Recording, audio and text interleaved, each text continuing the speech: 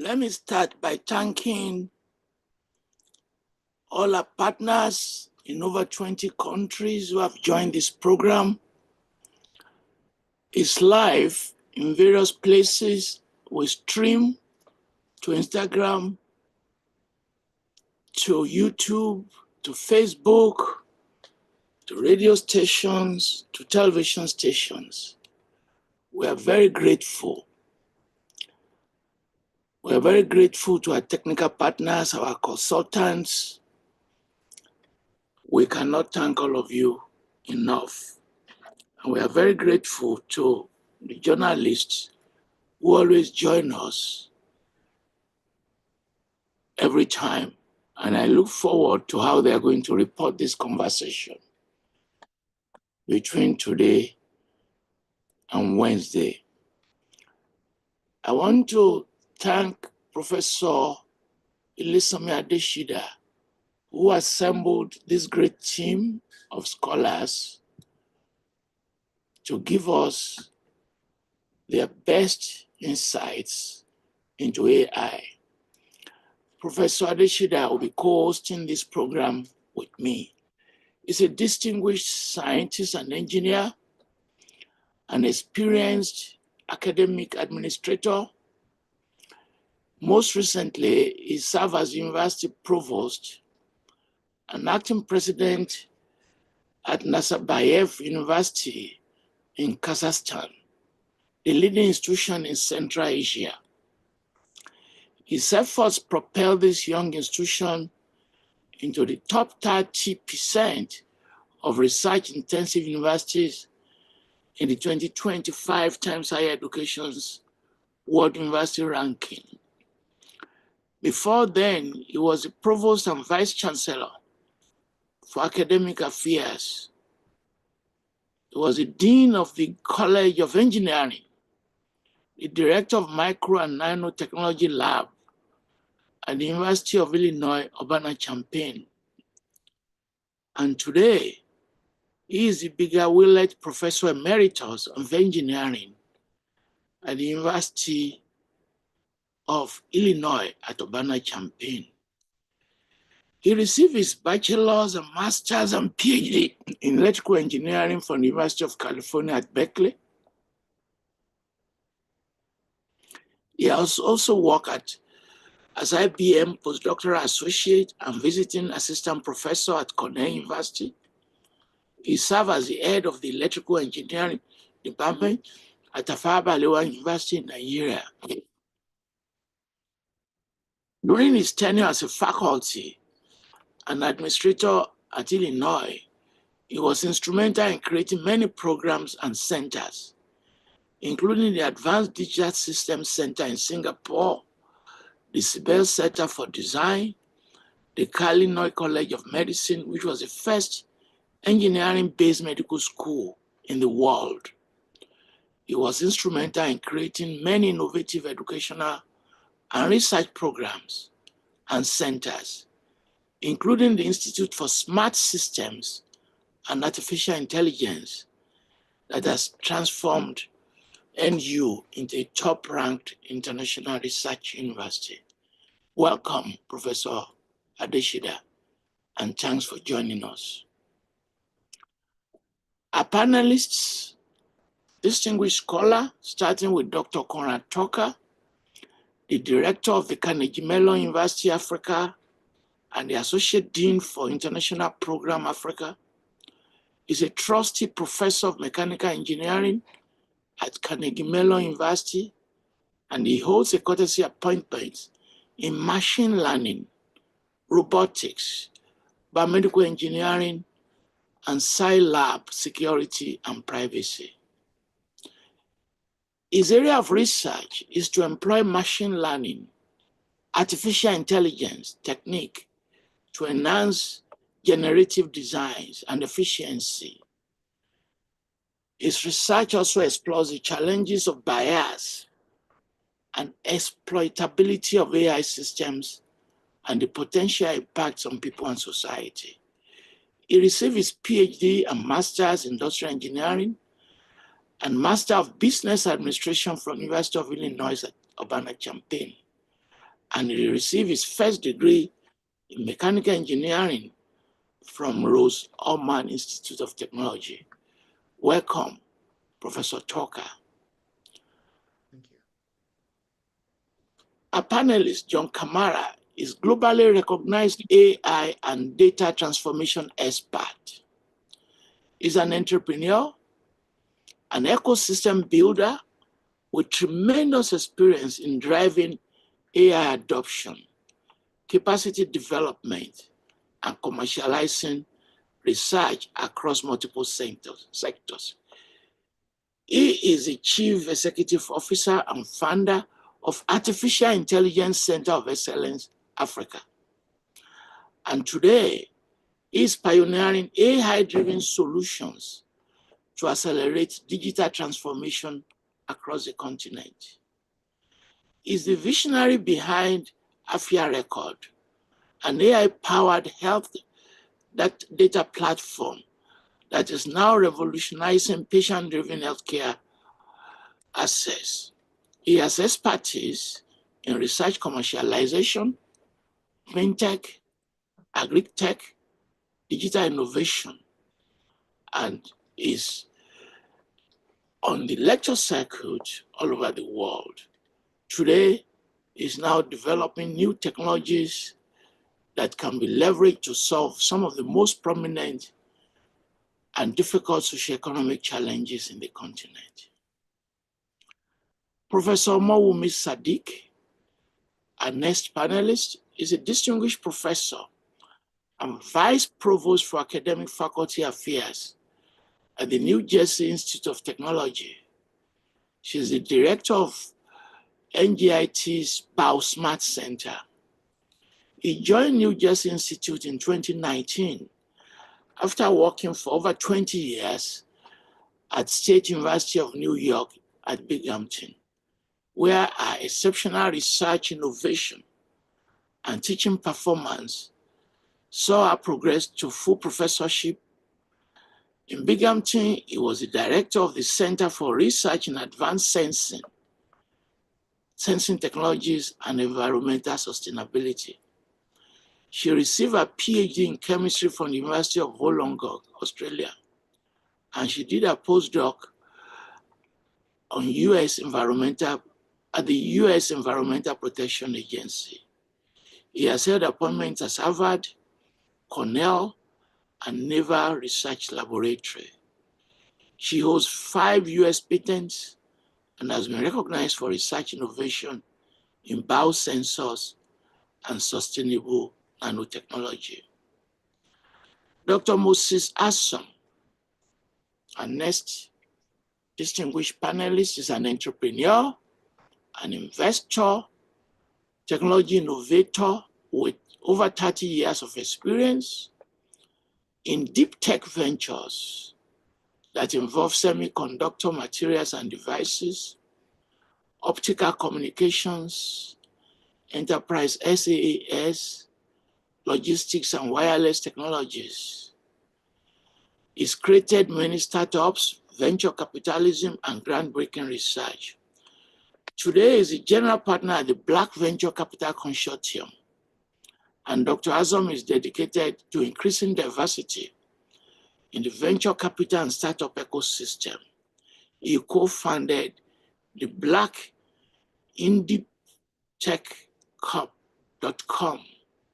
His technical expertise is impressive. He has published 92 papers with over 3,000 citations, and he holds 2 patents in semiconductor materials and devices. He took his PhD from Howard University and his MBA from Wharton School of the University of Pennsylvania, and he has received so many accolades, including the Internet Telephony Product of the Year and the Black Engineer of the Year Award. My good friend, Dr. Faye Briggs, is the founder and CEO of Africa Tech Inc. And he is set to launch a country localizable open social commerce platform, Luna, for the African digital economy. with support for the African Continental Free Trade Area. He's the founder and CEO of Naming, a data center company, which has built over 10 enterprise-class data centers in Africa. He served as Intel Fellow and the Chief Server Platform Architect for Intel Data Center Group. Briggs has received numerous Intel awards, including the Intel Achievement Award for successfully defining and executing Intel's first quad-core processor products, and he holds 5 US patents. He received his bachelor's in engineering, master's in electrical engineering from Ahmadu Bello University and Stanford University, and his PhD in electrical and computer engineering from the University of Illinois, Urbana-Champaign. As you can see, we have one of the most distinguished cast of panelists we can ever put together. I thank all of you. At this point, I want to hand over to Professor Adeshida to co-host this program. Thank you.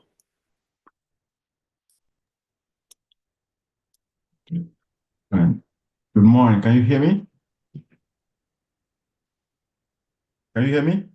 We can hear you, Okay. but raise your voice. Great. Thank you very much. Thank you very much, Dr. Falola. Can you please raise your voice? Sure. I'm raising my voice. Let me raise my volume again. Can you hear me very well now? Good. Thank you very much, Dr. Falola, for the generous introduction, myself and the panel. It's a pleasure to have the panel here today. It's a pleasure to have the audience from all over the world joining us today on a dynamic discussion, a dynamic topic of artificial intelligence. I think we'll probably lay out the framework of our discussion. And I also will call on, apart from the panel itself, I'll probably also call on Dr. Falola because he's an expert in the humanities. And probably we have to learn some stuff from him also in terms of impact of artificial intelligence in humanities area. As I mentioned, the artificial intelligence is a dynamic area, but it's not new actually. It was first proposed during the Second World War by somebody called Alan Turing. It's actually the guy who allowed the West to win the war against Germany because he was the code breaker for all the messages of the German army. He was a brilliant guy, eccentric, but extremely brilliant. He wrote a paper in 1950 on computational intelligence and asked the question, can we make machine think like human beings?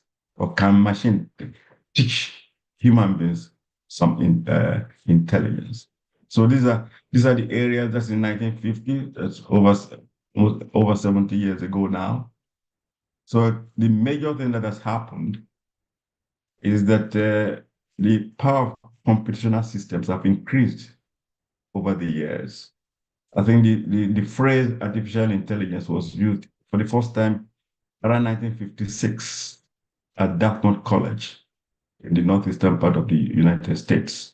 That was the first conference on artificial intelligence. And I think MIT has had a lab on artificial intelligence for the longest time. So this is not a new topic. The only thing that has brought it to the fore today is just that the power of your computer, your cell phone, everything around you has increased tremendously. I think I always say that I got my PhD in the last century. The computer I used for my PhD filled a whole room, a big room. The power of that computer now is in my cell phone, in my pocket. So you can see the ability and the tremendous progress of computational systems since 80 years ago. So that's the layout. And what is artificial intelligence? It's the capability of computational systems to perform tasks typically associated with human intelligence, such as learning, reasoning, problem solving, perception, and decision making. These are all philosophical issues related to human beings and our brain What we have to ask ourselves and what people have been trying to model over the time is, can we transform humans? Can we imbue machines with something related to human intelligence? And as I mentioned, it's a dynamic field. It's a lot of investment all over the world. And the question for us is whether Africa in this landscape. What should we do with Africa? So today we have a distinguished panel, as Dr. Falola has introduced. We'll discuss. I think this will be a dynamic discussion, not only for today, but for other days, because I don't think we can finish. We cannot finish the discussion on artificial intelligence today. So I expect that in the future we'll come back again to keep discussing, because things are moving rapidly. Many of you, especially the young people now, know exactly what is going on in this area. So many products, so many ideas, so many things coming on, not only in the US, but in Europe, in China, and increasingly in Africa. You find that just over probably a few months ago, EU, the European Union, has committed as an aggregate over 200 billion euros for artificial intelligence. They call it Invest AI for EU. So where does Africa stand in this? That's just for Europe to catch up, they say, with the US and with China. I'm not sure how much US actually spends on AI, but I think Microsoft alone says they're going to invest $80 billion. China doing exactly the same thing, much more. So we see that we as Africans have to come together and start discussing and hopefully also advising our governments on how we should partake in this particular fast-moving technology. So we're not left behind. So we can provide a future to our young people and also advance the economical situation of Africa. So with that, what I'll do is allow each speaker, each member of the panel to spend 4 to 5 minutes. Okay, please. I'm watching the time. I'm carrying my cell phone. Okay, I'm watching the time because we have many audience people in the audience who would like to ask us questions. Okay, so 4 to 5 minutes. What you understand about AI, how it impacts your field, your own particular field, because we have different specialization on the panel, how it affects your field, and what you see in the future for. Okay. I know that's a long story, but let's make it short so that we have more time to discuss and get into the details of this. As I said, don't try to cover everything because this is an ongoing discussion. In the future, we're going to talk about research and innovation within the universities, within the government. How does that research and innovation turn into economic possibilities in Africa? So this is an ongoing discussion on technology. And as I always tell my students and people who would like to listen, technology is the infrastructure of life. So how do we partake as Africans in this infrastructure of life, which broad-based and writ large technology has dominated life? There's politics, there's economy, whether it's ethics, everything come into play in the realm of artificial intelligence. So with that, I'd like to call one by one on the members of the panel to make their opening statement. 4 to 5 minutes, please. I'll call first on Professor Tucker in Kigali, Rwanda. We have people all over the world here. I think Professor Tucker is in Kigali. Dr. Kamara is in Nairobi, I think. Dr. Faye Briggs is in Nairobi. Professor Moses Asom is in Dallas. Professor Sadik is in New Jersey. I'm not sure which city itself. And I'm actually presently in Austin, in Texas. So we are all over the world. So again, good evening, good morning, good afternoon, and good everything. So with that, I'll leave the floor to Professor Tucker to give an opening statement, 45 minutes on AI and its implications in this area. Thank you very much, Professor Adesida. And it is a distinct pleasure to be on this panel with my esteemed colleagues. So thank you very much for the invitation. I'm serving as the director of Carnegie Mellon University, Africa in Rwanda. And we have students from over 20 African countries that are represented here on campus. And when we think about artificial intelligence, I would like to start off by framing the AI conversation as a stack rather than an abstract concept. So when we think of the hardware that's needed to train artificial intelligence, such as GPUs, we think of the network that's used to transmit data from one computer to the next. We think of the actual algorithms and models that are needed to develop these AI models. And then finally, the problems that AI is trying to solve. So the application of these trained models to a particular problem. So from the education point of view, we see artificial intelligence playing a role both in accelerating the speed in which students can acquire new skills. So the education content. How can AI help students learn the deep mathematical concepts that are needed to contribute to AI? And this is important so that we don't become just consumers of artificial intelligence, just as any other technology that's been developed outside of Africa that's just imported to the continent. So education, deep tech education is absolutely critical. Now, Professor Adesida mentioned the research. Research and education go hand in hand. In order to make a scientific contribution that is relevant to the world, means that some novel breakthrough has been discovered by the researchers. And for that to happen, a deep technical knowledge in a particular area of expertise is needed. So in order to make advancements in research, we need to educate students to the level in which they can compete globally. Finally, I'll conclude in terms of how AI has impacted my field.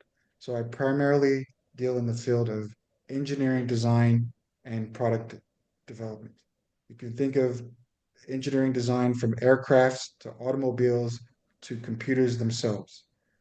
AI is accelerating the pace in which ideas are represented in 3D models, how physics is used to simulate the interaction of these geometries and the real world, and how AI is used to predict which products or solutions would be more successful once it's launched in the market.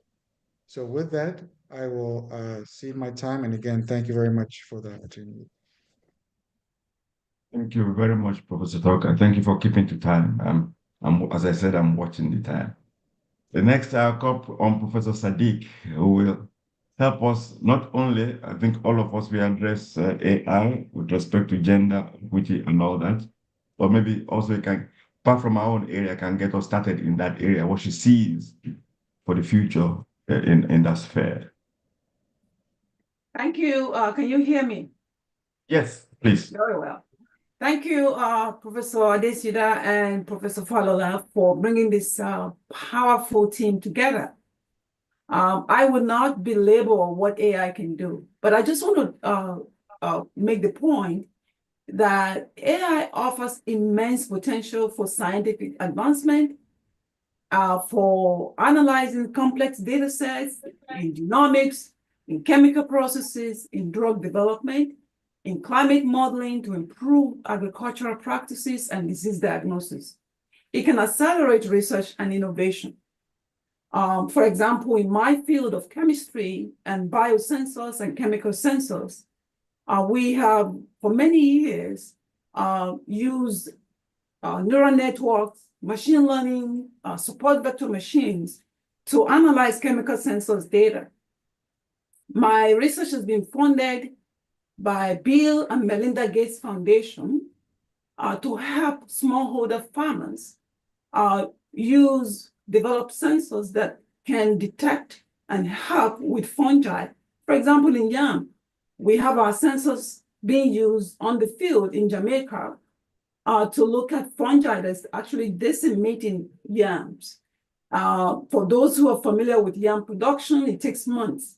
And for some reasons, when the plant has been infected by this fungi called Lototrichum chlorosporides, the farmers doesn't know. They go day by day to fend the plants. And then few weeks before harvest, they begin to see the changing and coloring. And Bill and Melinda Gates Foundation funded us to develop a paper-based sensor that they use it just from water. They take the soil, they look at the plants, and they can actually detect this so that before it devastates the whole thing. That's just one example. As you know, Nigeria now has one of the largest petrochemical industry in the world from the Dangote's refinery. The Dangote's refinery can process over 650,000 barrels of oil, crude oil per day. And how can AI begin to actually help with this operational? It can help with operational optimization. It can help with predictive maintenance. It can help with quality control. It can help with safety and risk management, even supply chain processing. And so I would not want to belabor that. And lastly, as you've asked me, how can AI divide, especially with women? How can women participation is? Educational initiatives is going to be important. As you know, women are grossly underrepresented with STEM. And so we need to have mentorship and networking created. We need to begin to address the bias and to promote inclusion. I'll stop there. Thank you.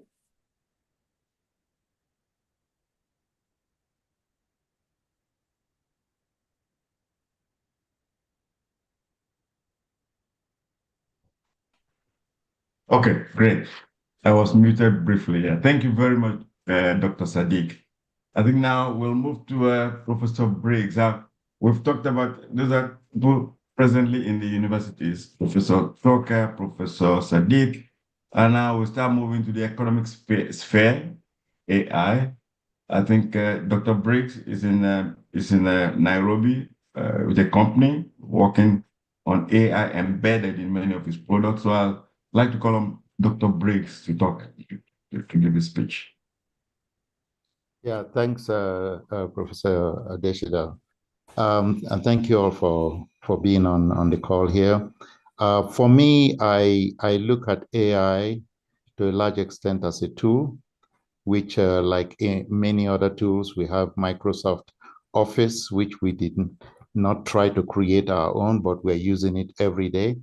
So there are so many tools like that that I feel in order for us to move very quickly, we probably don't need to get enamored and get fixated too much in maybe should Africa develop its own large language model, like OpenAI, ChatGPT, or you have the DeepSeek. Clearly, yes, there is a need. DeepSeek is entirely, open systems that you can use it.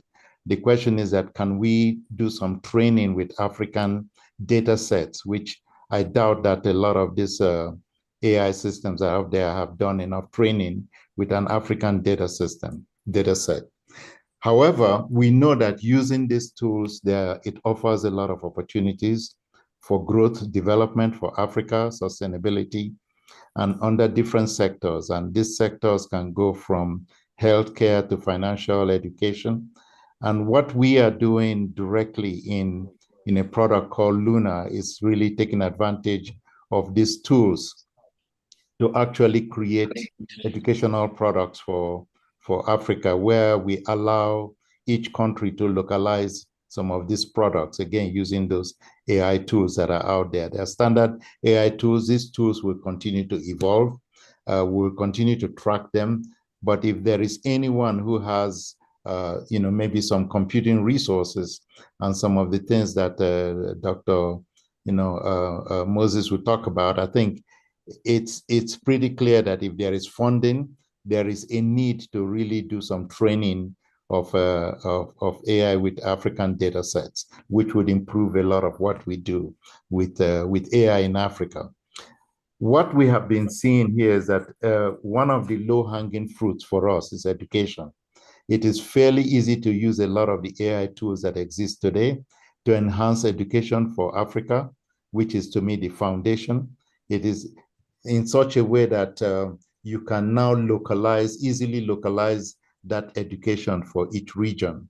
And the AI tools are there to let you do that.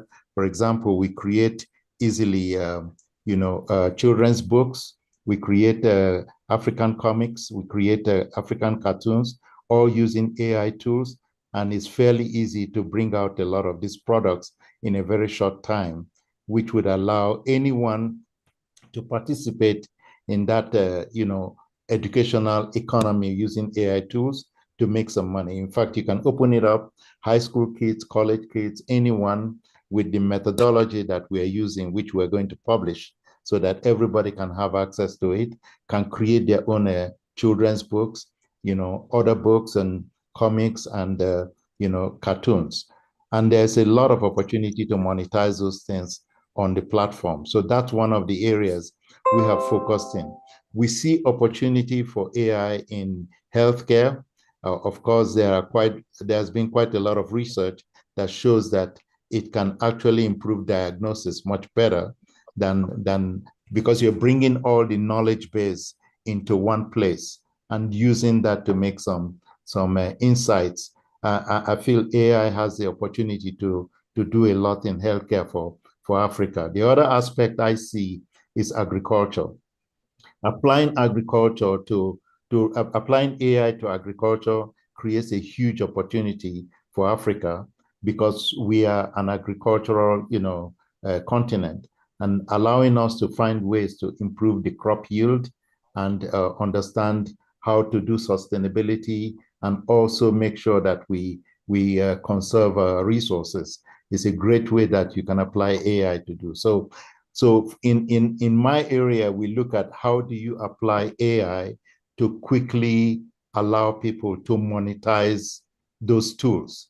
The monetization is very important to me because we need to find a way to improve the livelihood of Africans and trying to find a way we can exploit AI to monetize,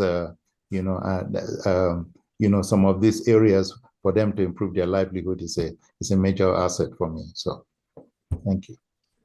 Thank you very much, Dr. Briggs.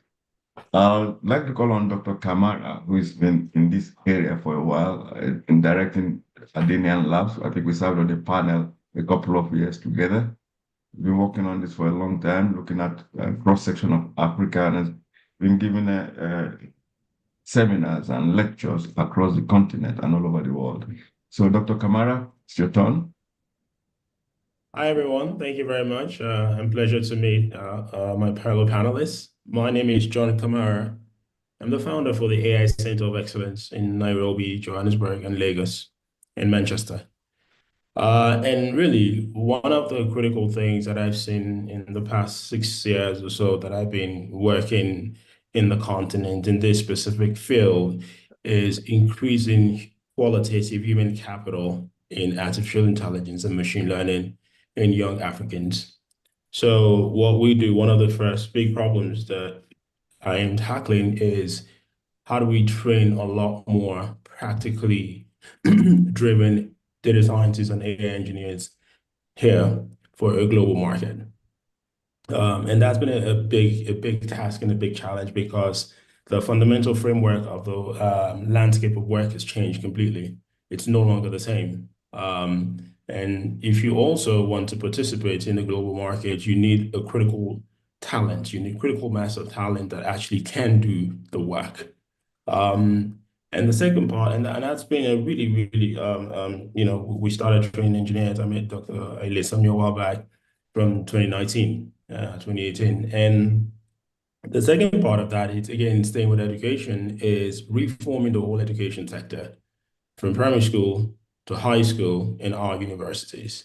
And the critical reason for that is it's very difficult. I work with educators. I do stuff across the continent.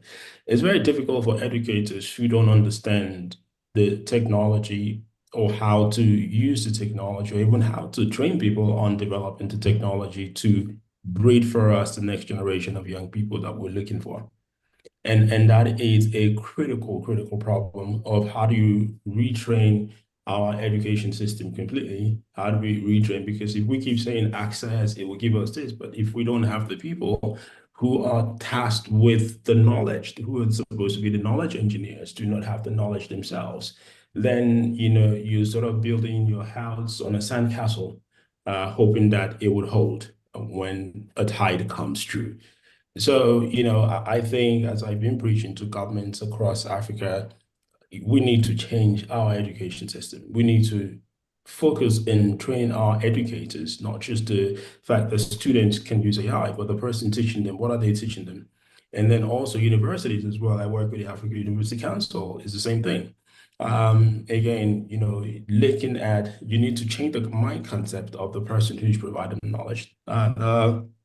The other thing very quickly that we then do is about infrastructure. Infrastructure is a critical part of artificial intelligence. And so I've been working in this space since the early 2000s. And there's a lot of different ways to think about infrastructure. And one of the things is about actually indexing the infrastructure we have in the continent. Because one of the most important things, or things that I hear a lot, is we don't have this, we don't have that, but nobody actually knows the infrastructure we have. Nobody's ever indexed it. Nobody knows the power of it. Nobody actually knows the compute that exists. Yes, I know all the things that don't exist, but what actually exists that we can use, right? And in that, there are a lot of theories where you can run virtualization mechanisms to actually distribute compute power on distributed AI, and actually build different types of models on top of that.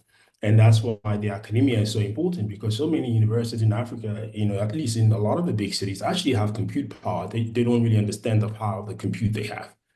And that is one of the things that, teaching a lot of educators about distributed AI and distributed compute in a virtualization network is a critical way to say, while we're waiting to get all these great stuff, what can you do? I'm a big believer in, what do you do with what you have first? Because, nobody's going to save you.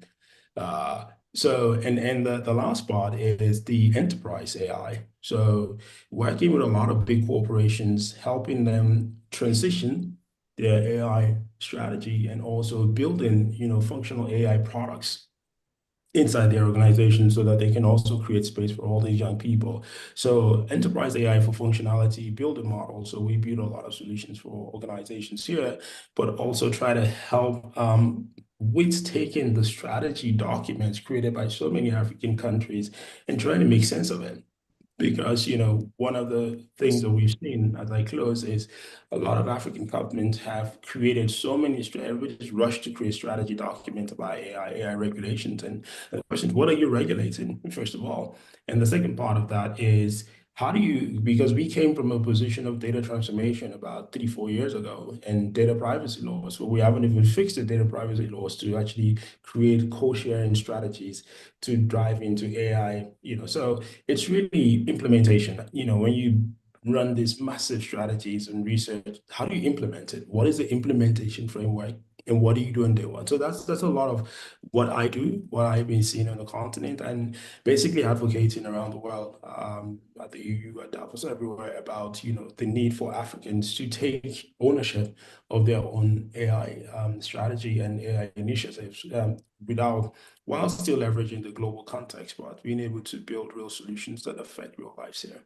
Thank you. Thank you very much, Dr. Kamara. I think you've laid out a lot of issues for us today, and somebody that can address that with respect to how do you fund this stuff to really get things moving in the continent, and not only in the continent, but across the world, is Dr. Moses Asom, who has been a CEO. I've known him for many years. He's been very energetic in setting up companies. He's a serial entrepreneur, now is involved in deep tech, in deep tech, if I get that name right, and also making sure that Africans and especially African Americans participate in AI and other areas of technology fully as we move forward into the future. So, Dr. Moses Asom, it's your turn. Thank you, sir. Thank you so much. It is indeed an honor to be part of this team discussing artificial intelligence and Africa future. This is just a fantastic panel. It's the right time for it as well. So we both know that AI is a big thing. It's a big thing, a big game changer, we believe. And part of that is its ability to allow us to tackle different problems across industries. We all know, how young our population is on the continent and the need to grow our economies.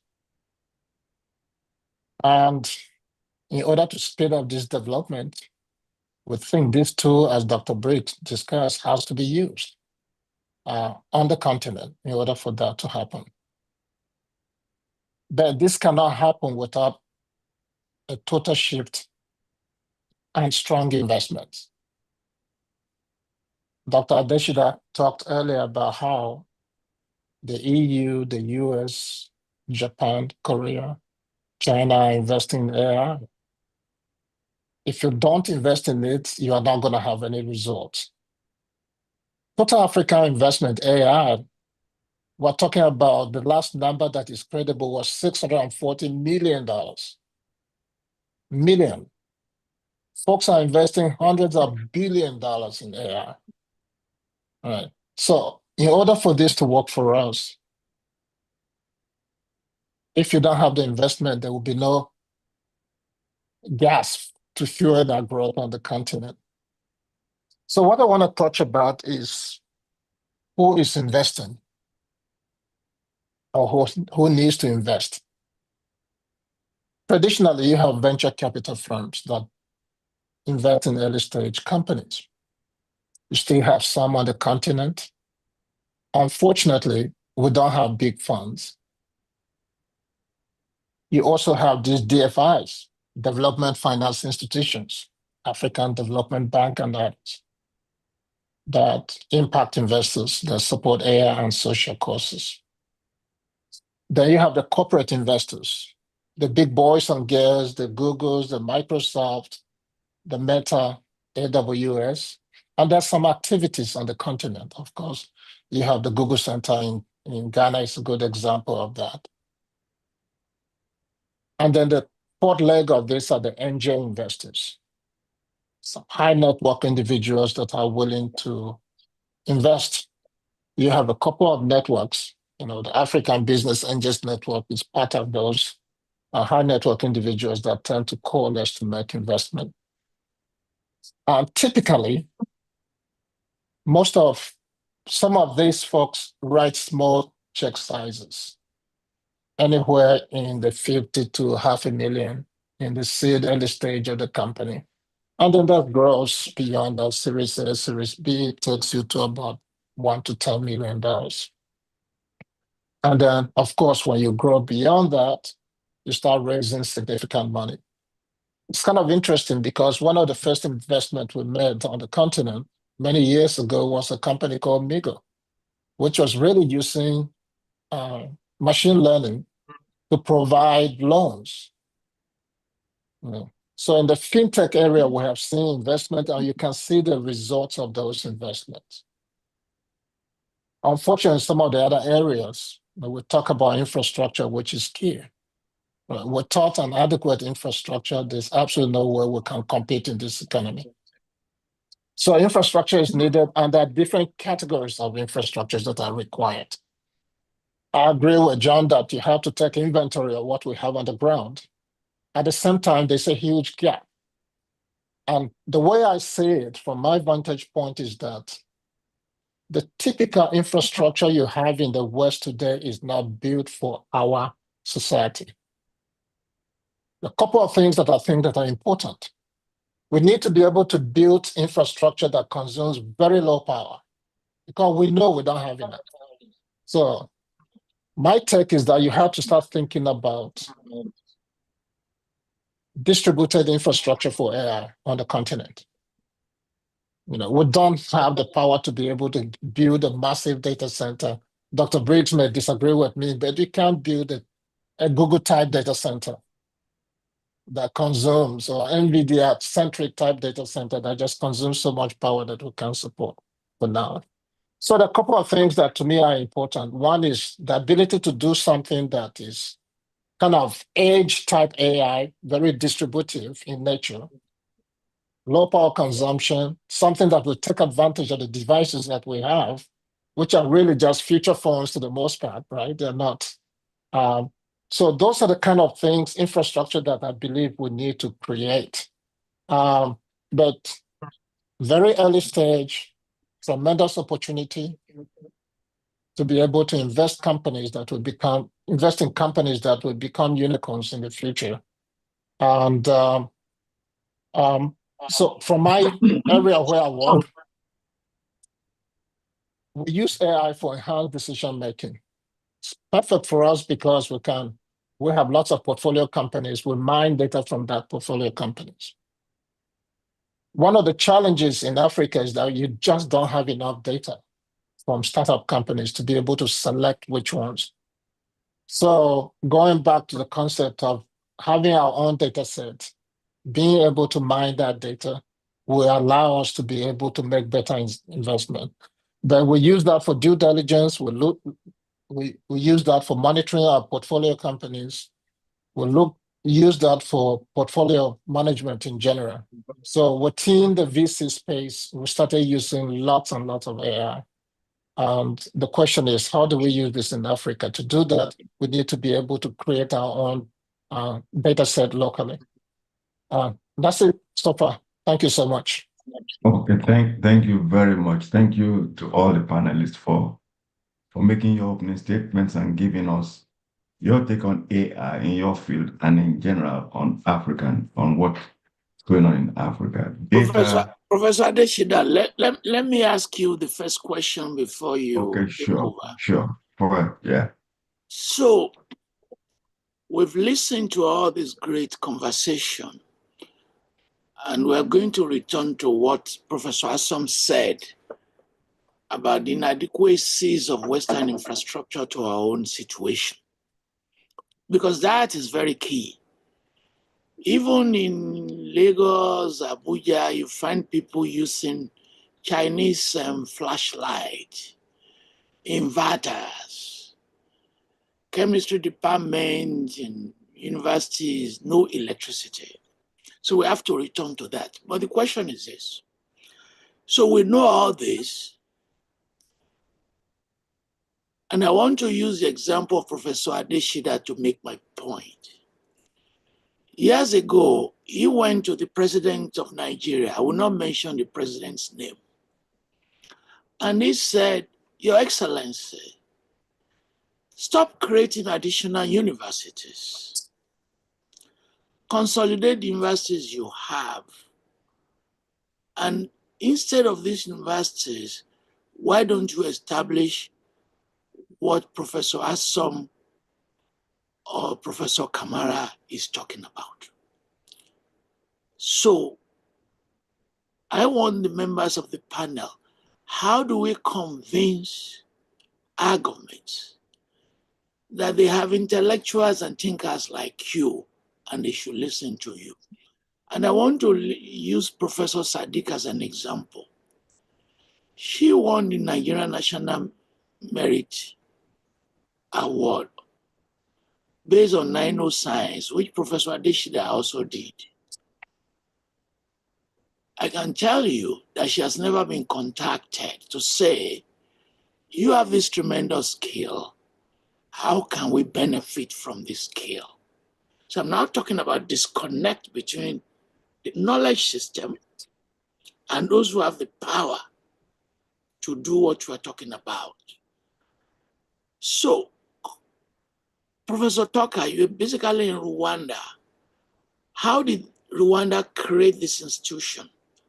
And in what ways do you think we can bridge this divide. Before Professor Adeshida respond. Thank you very much.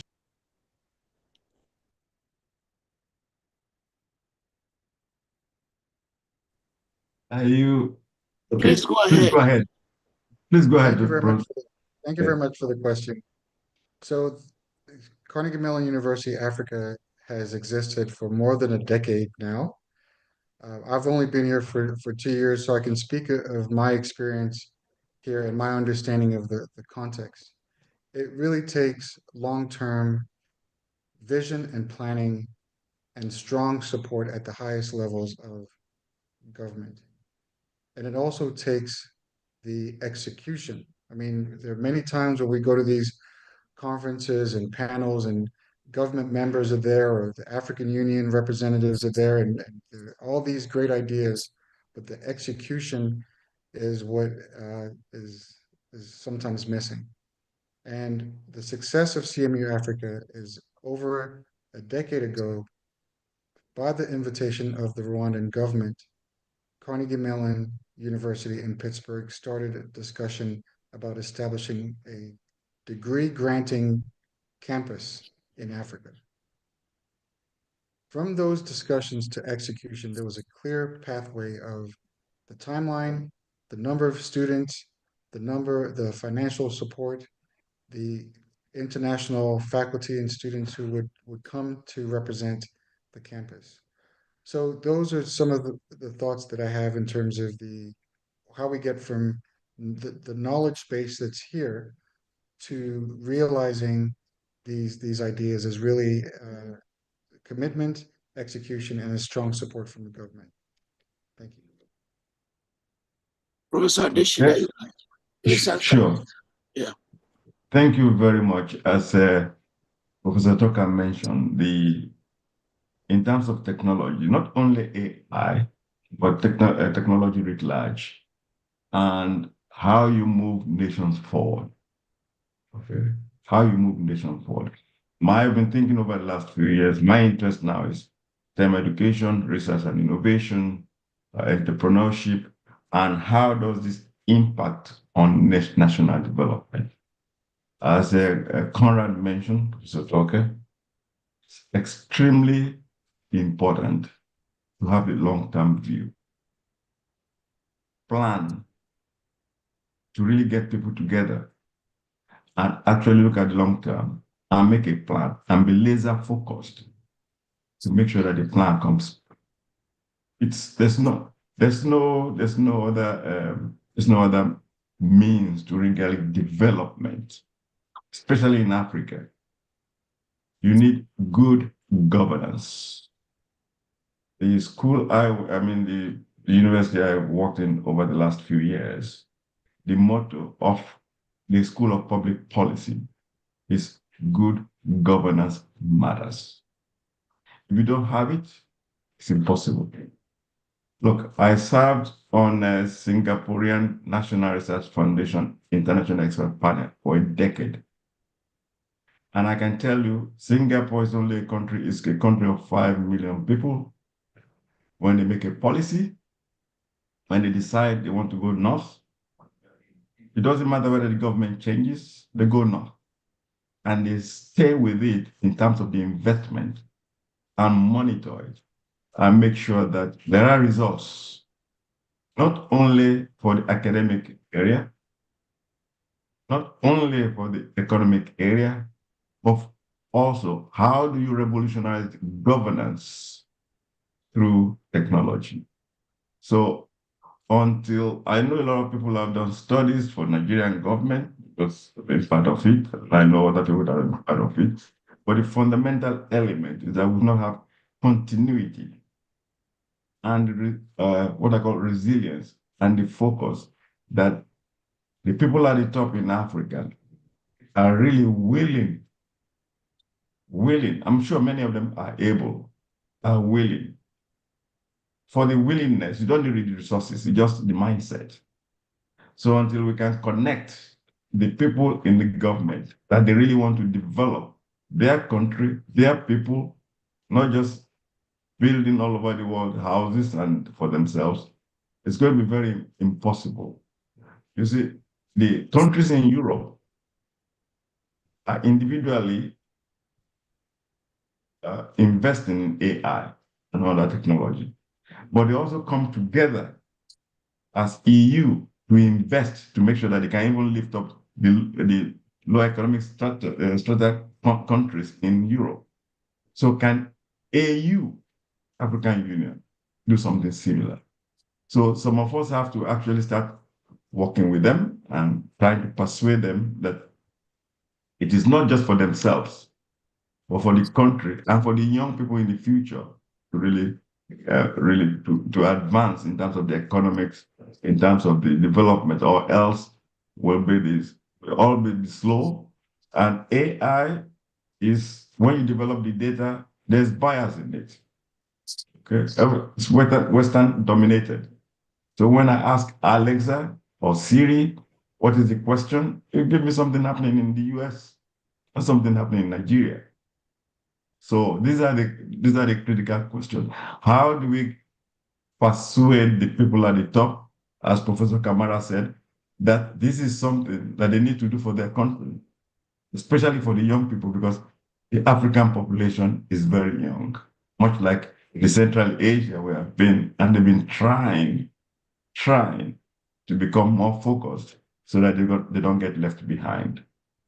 So Dr. Falola, do you have any more questions before we throw things open? So who is going to develop these basic technologies for us? The West is not going to do that. No. They are not going to be invested in our infrastructure. No. So very good. But we know we cannot move forward without this basic infrastructure. Who is going to do it? Any member of the panel can answer. Please, Dr. Faye Briggs. Can just unmute me. So, okay. Yes, yeah. I think this is a very critical area. In fact, what Dr. Adeshida has mentioned was the same notes I was taking prior to then. For a number of us that have been in the US, we kind of went through the National Science Foundation, defense research. I mean, my first job at Stanford when I was a student was to work for Lawrence Livermore National Lab. So there is a lot of effort in really trying to get graduate students to start participating with national research that would further the government agenda. Be it defense, be it new products that really can get to market. If you look at what has happened in the US to a large extent, from the Silicon Valley where I spent a lot of time, you find that the universities create one environment and they are supported by research funds, both from things like National Science Foundation or the Defense Research and other things to create products, right? And from those products, the next thing is that you have venture capitalists who would now look for opportunities to monetize. How do you create a business around this and to quickly try to monetize that, make the business? I think we really have to find a way to influence governments, that is our African governments as well as AU, to try to allocate at least some funds for this type of research, at least at the early stage research that can really especially address African issues. And by African issues, I mean what I call frugal engineering. We don't have to go figure out how do we go to 3 nanometer technology for silicon. I mean, that's not something Africans should spend the time doing. But for example, we have a lot of solar. I was pointing out that when I was a student at ABU, my roommate actually developed a solar refrigerator that actually worked, but it died there. The fact that his thesis was solar refrigerator for Africa using sun, and from there, it just totally died. Now, even if you go there to try to find the thesis, the copy is gone. So somebody is trying to pick that up to monetize it. There was no way for the government to really push that, or for venture capitalists to push that and say, oh, why don't you go manufacture this? Find out a way that we can now scale it so that we can scale it across Africa, because everybody would need something like that where electricity is not reliable. So we really have to find a way to influence the governments to really invest, at least even if they put 1% or 0.5% of their GDP into those type of research, I think it would make it go a long way, right? Okay, thank you very much. I think Dr. Sadik, please. What I may mention is that the recommendation by OECD, which is European, for supporting research in countries, about 2 to 3% of GDP yearly. Okay, that's the recommendation. Singapore does probably 3 or 4%. Korea the same. China is even more now, and I'm not sure there's any. I'm not sure what Africa spends. For me, the only credible research foundation in sub-Saharan Africa is in South Africa, where it's in South Africa. They fund regularly. Nigeria had a research foundation in the past, but I think it died. Okay, so so I'll stop at that and call Professor Sadik. Thank you very much. I think Professor Falola asked the question, who is going to develop this technology for us? Yes. I want to start by saying that I just want to underscore the comments and the point by Dr. Asom in terms of angel investors. It's a natural thing for human nature.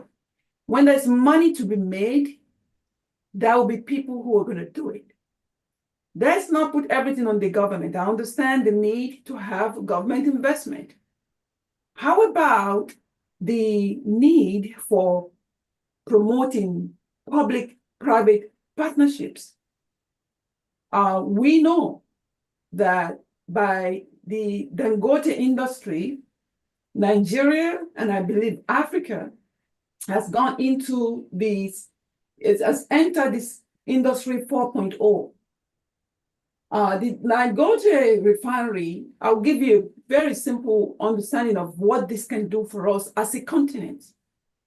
With the petrochemical industry, you can make everything. Polyethylene, everything, tires, many of the car components, clothing. It feeds many industries. Dangote got support from the government without a doubt. He also got support from African Development Bank and other investors. We don't need to put everything on the government. I believe that we need to talk about private-public partnership. And once to address the question of who is going to develop it for us, we're going to do it for us, for ourselves, specifically for our needs. I'll give you one example. How about the use of AI for disease prediction in rural areas? Disease prediction. Rural areas often lack access to specialized healthcare. They have no diagnostic equipment. There are no trained medical professionals.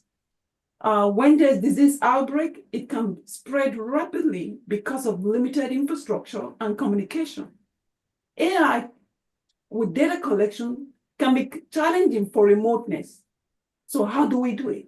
Think about AI-powered apps with smartphone that can look at skin lesions, eye conditions, oral health, that can provide preliminary diagnosis.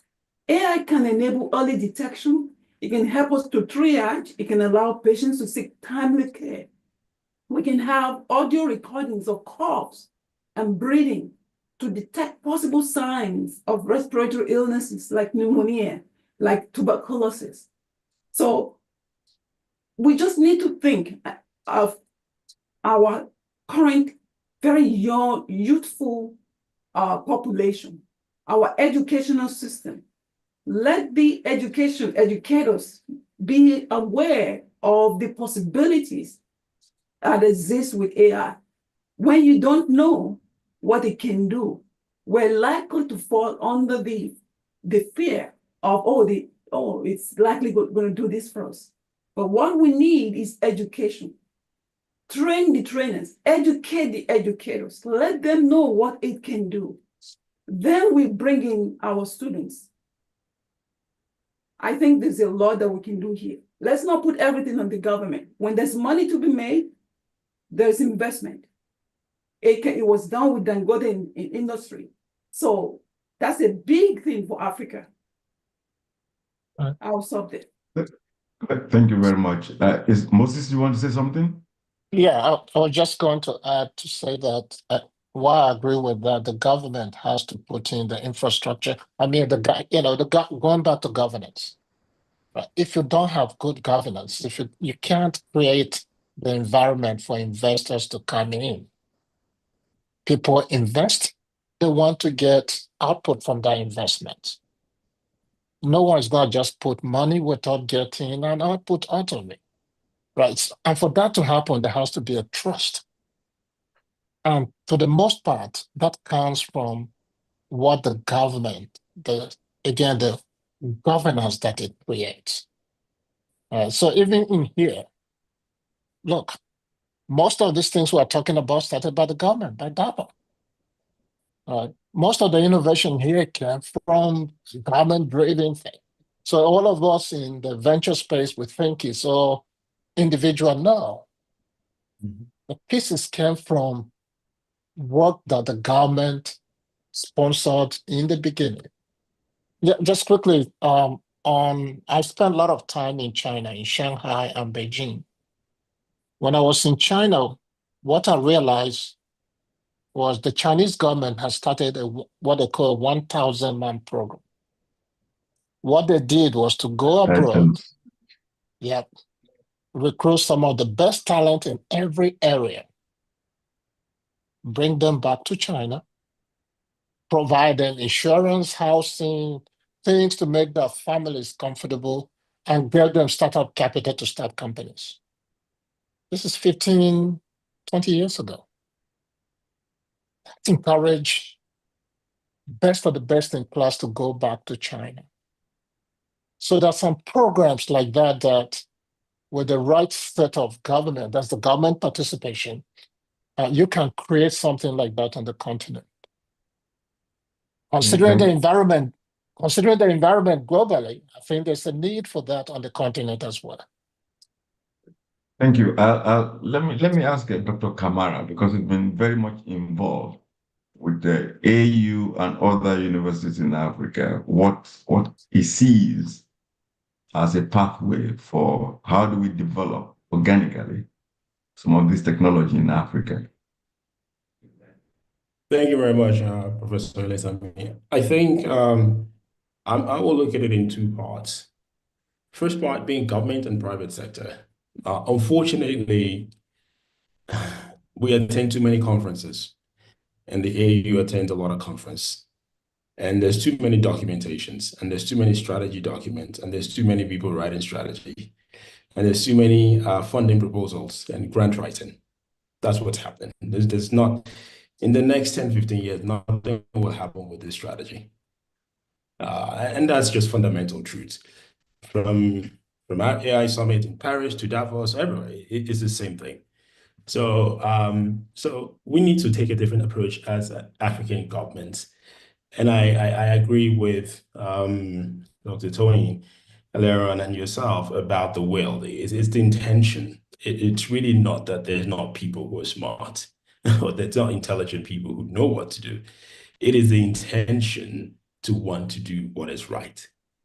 And more importantly, to not think about yourself and think about the next generation. How do we feel about the next generation of young Africans that were mortgaging their careers?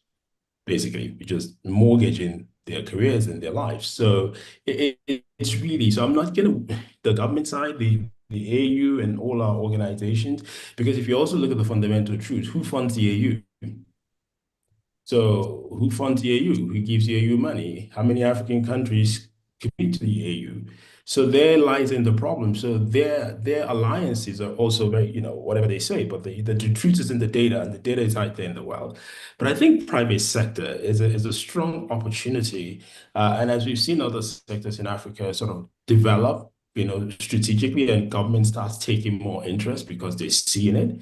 I think that's where I was coming from, that there are certain things that we can do if we can educate the private sector a lot more, that there is real opportunity in this sector. So I do a lot of work in enterprise AI for big organizations. And the minute I can explain to them the value for their organization and why they should, some of them are asking, okay, what type of infrastructure should we buy? Who can we share the infrastructure with? How can we use this infra? And that also that means you can get private investment from enterprise organizations who actually truly, they, it's clear this is what we want to do. So that's where we're seeing a lot of joy happening. And if we combine enterprise with academia, it's phenomenal, because there's so much power in our. I will tell you, there are a couple of African universities that I've been to. They have massive compute power. They just don't know it, because nobody actually understands the compute power. So they have there's so many distributed green energy happening in Africa. There's tiny little distributed data centers happening. So there's all these tiny things happening. So really, the goal is, can you bring these people together, to say, okay, well, the government, we still don't trust them completely, but the private sector, we can move. So that is, to answer your question, those are the people that we can rely on day one to help us get from 0 to 1.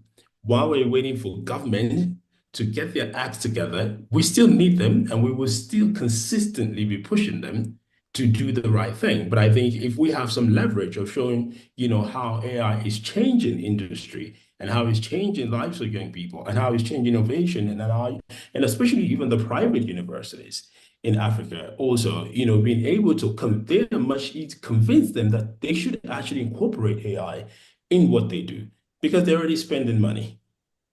They're spending money to build education systems. So why can't they make more money off what they're spending money to do? So it's lack of knowledge. They actually don't know, because I meet with a lot of private universities, and I'm helping them reform, because they're like, wow, we didn't know this. What can we do? Because we're spending money anyway. So it's sort of like, and that's the practical stuff that we're seeing every single day as of ground level today. About 30 African countries have AI regulatory strategy framework documents. Most of those countries do not know how to implement any of those things. Who has funded them to write those strategy documents? Why would you fund them to write AI strategy when you haven't really figured out all the necessities, first of all? So and back to the diaspora, people like Dr. Moses, I think there's also massive value and opportunity for the diaspora to help this continent at this junction.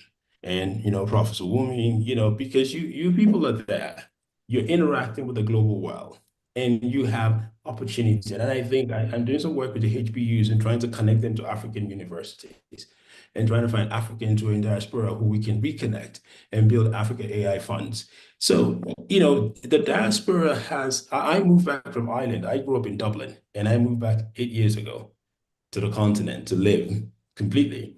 And I see the power that the diaspora has. And if you see, like you said, in the fintech space, it's worked. But AI is a cannibal that will cannibalize everything that comes in its way if you don't figure out your way inside this. It's not like anything we've ever seen before. So that's what I think. I really think that is how we're going to get from 0 to 1 while we're waiting for 10. But if we wait for the governments to get us from 0 to 1, I honestly think we'll come back here 5 years, we'll still be having this conversation.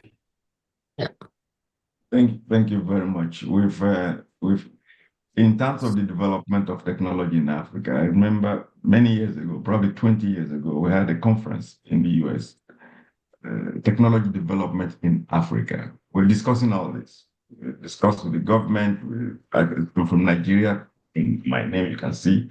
We discussed with the government in Nigeria.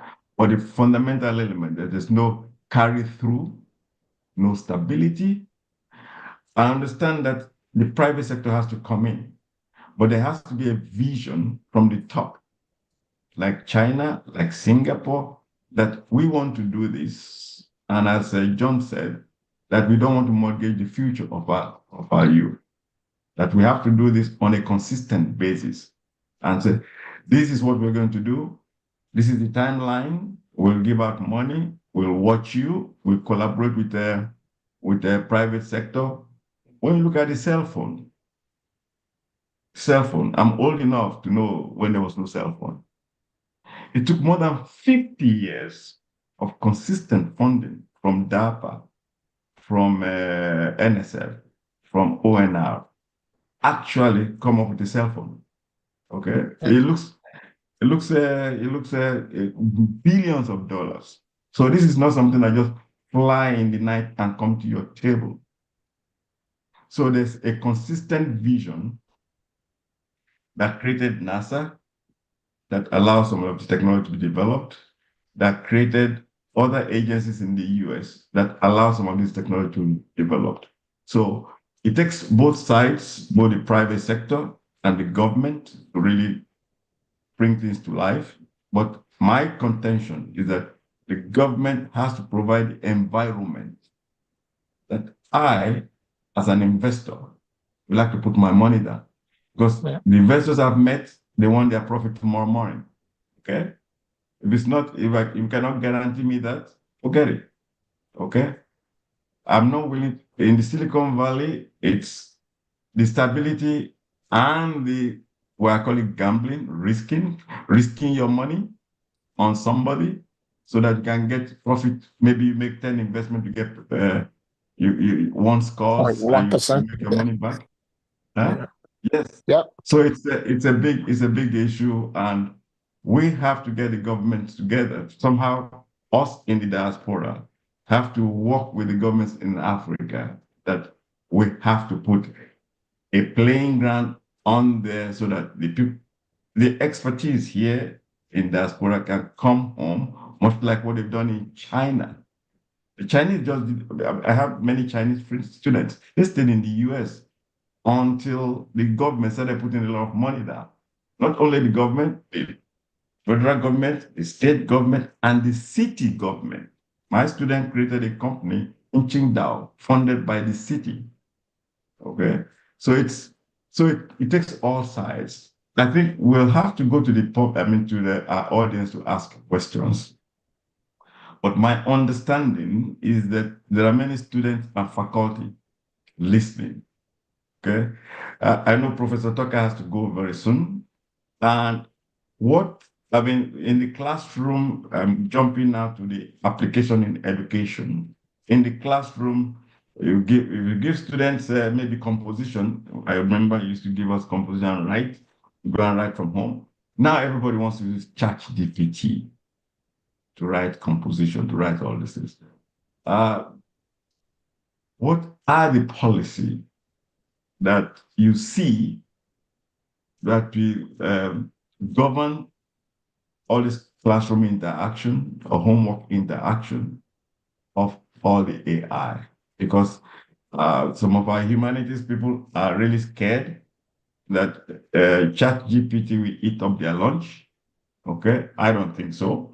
That's the element there. So universities and schools have to put policy in place.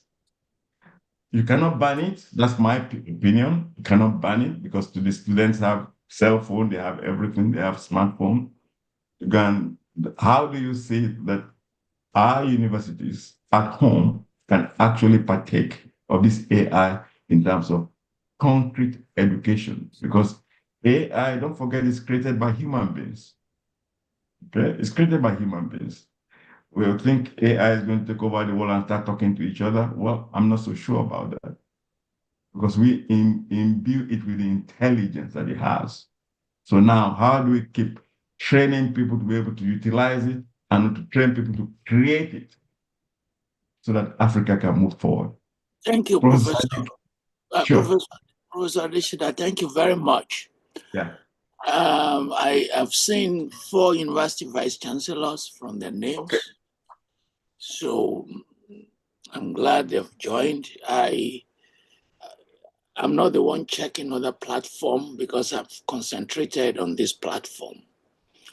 So there's what we call the Yaba Valley. And in Lagos, there's a computer village. So we have a generation of young men and women who are not formally trained, but who are very savvy. And I will give you one good example, one bad example. One good example, when we track the Bitcoin industry,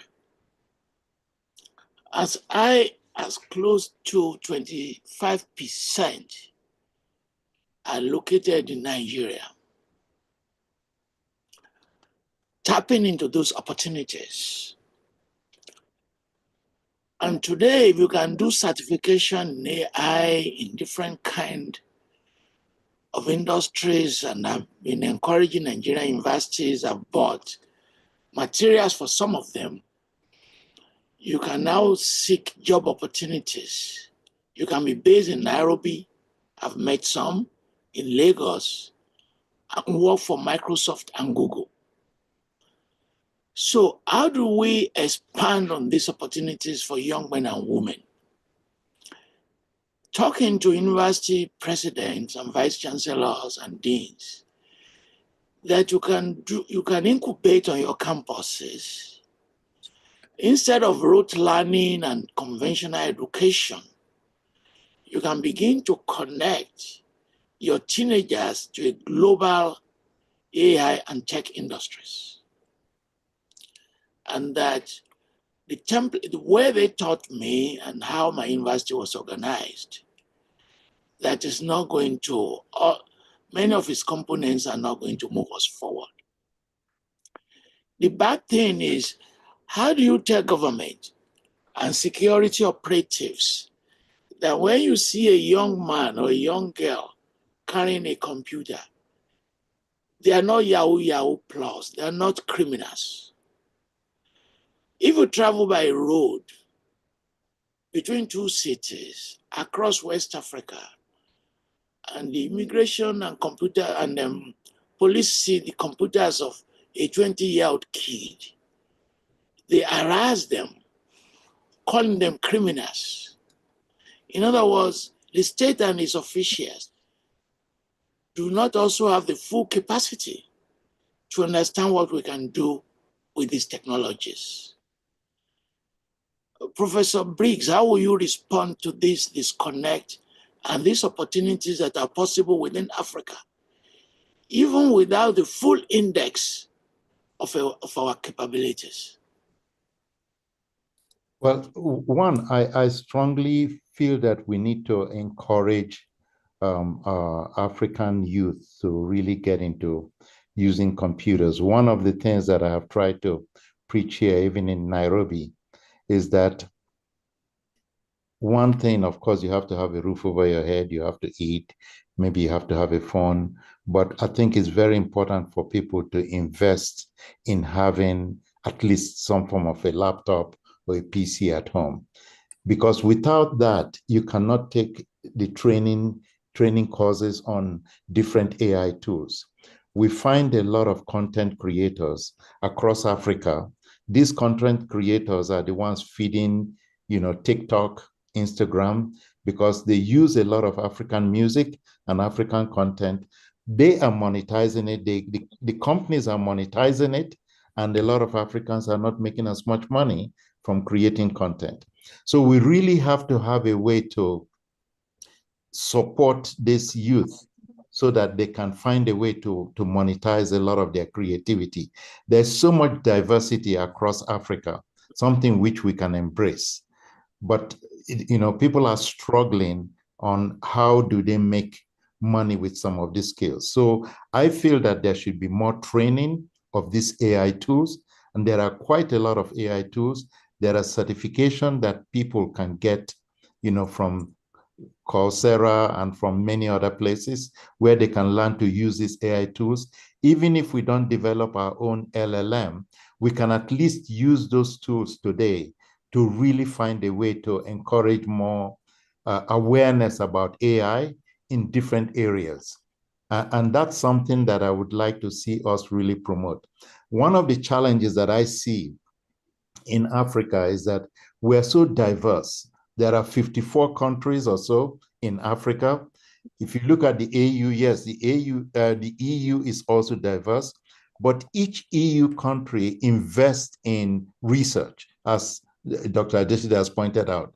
But we don't find the African countries. I don't know the number of, except South Africa, or maybe Algeria, Morocco, or so on, that would invest directly in research.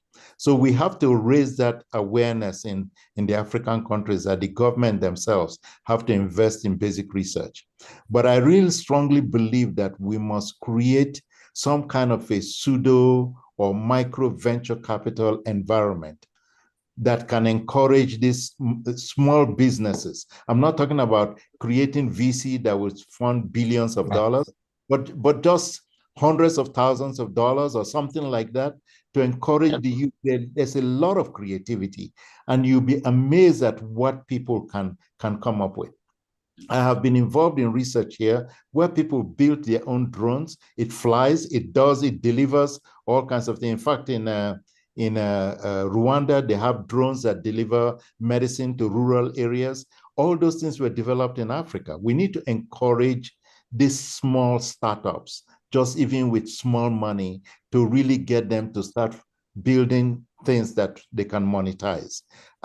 Then the other aspect we need is, how do we create the bigger VCs? We don't need a lot of them, but to help give the management skills to scale whatever you develop. Because there's a tendency for people to try to develop something only for the country that they live in. But I can tell you, you make more money when you scale across Africa. So we need to find a way to really develop those VCs that have the experience to scale across Africa. I'm Professor Sadik. I don't want to embarrass any members of this panel. Why do our young men and women concentrate on wasting their time on WhatsApp, on TikTok, watching pornography? You have to excuse me, but that is the truth. And wasting their time. Is there a way, as some of us in our age, in my 70s, I'm bothered by that. Is there a way we can maybe go to their pastors and prophets and parents and say, you are throwing away the opportunities of your life, you are destroying yourself.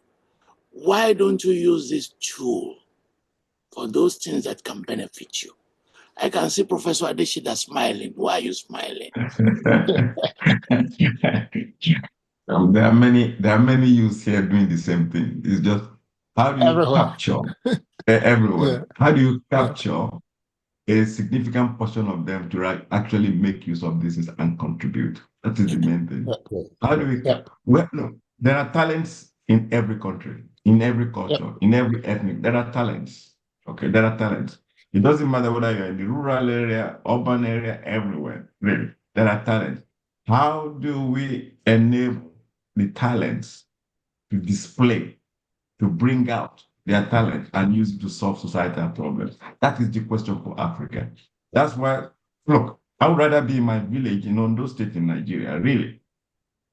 But I went back home after my postdoc and I wanted to build something. I talked to, I don't know what they call it, NITEL.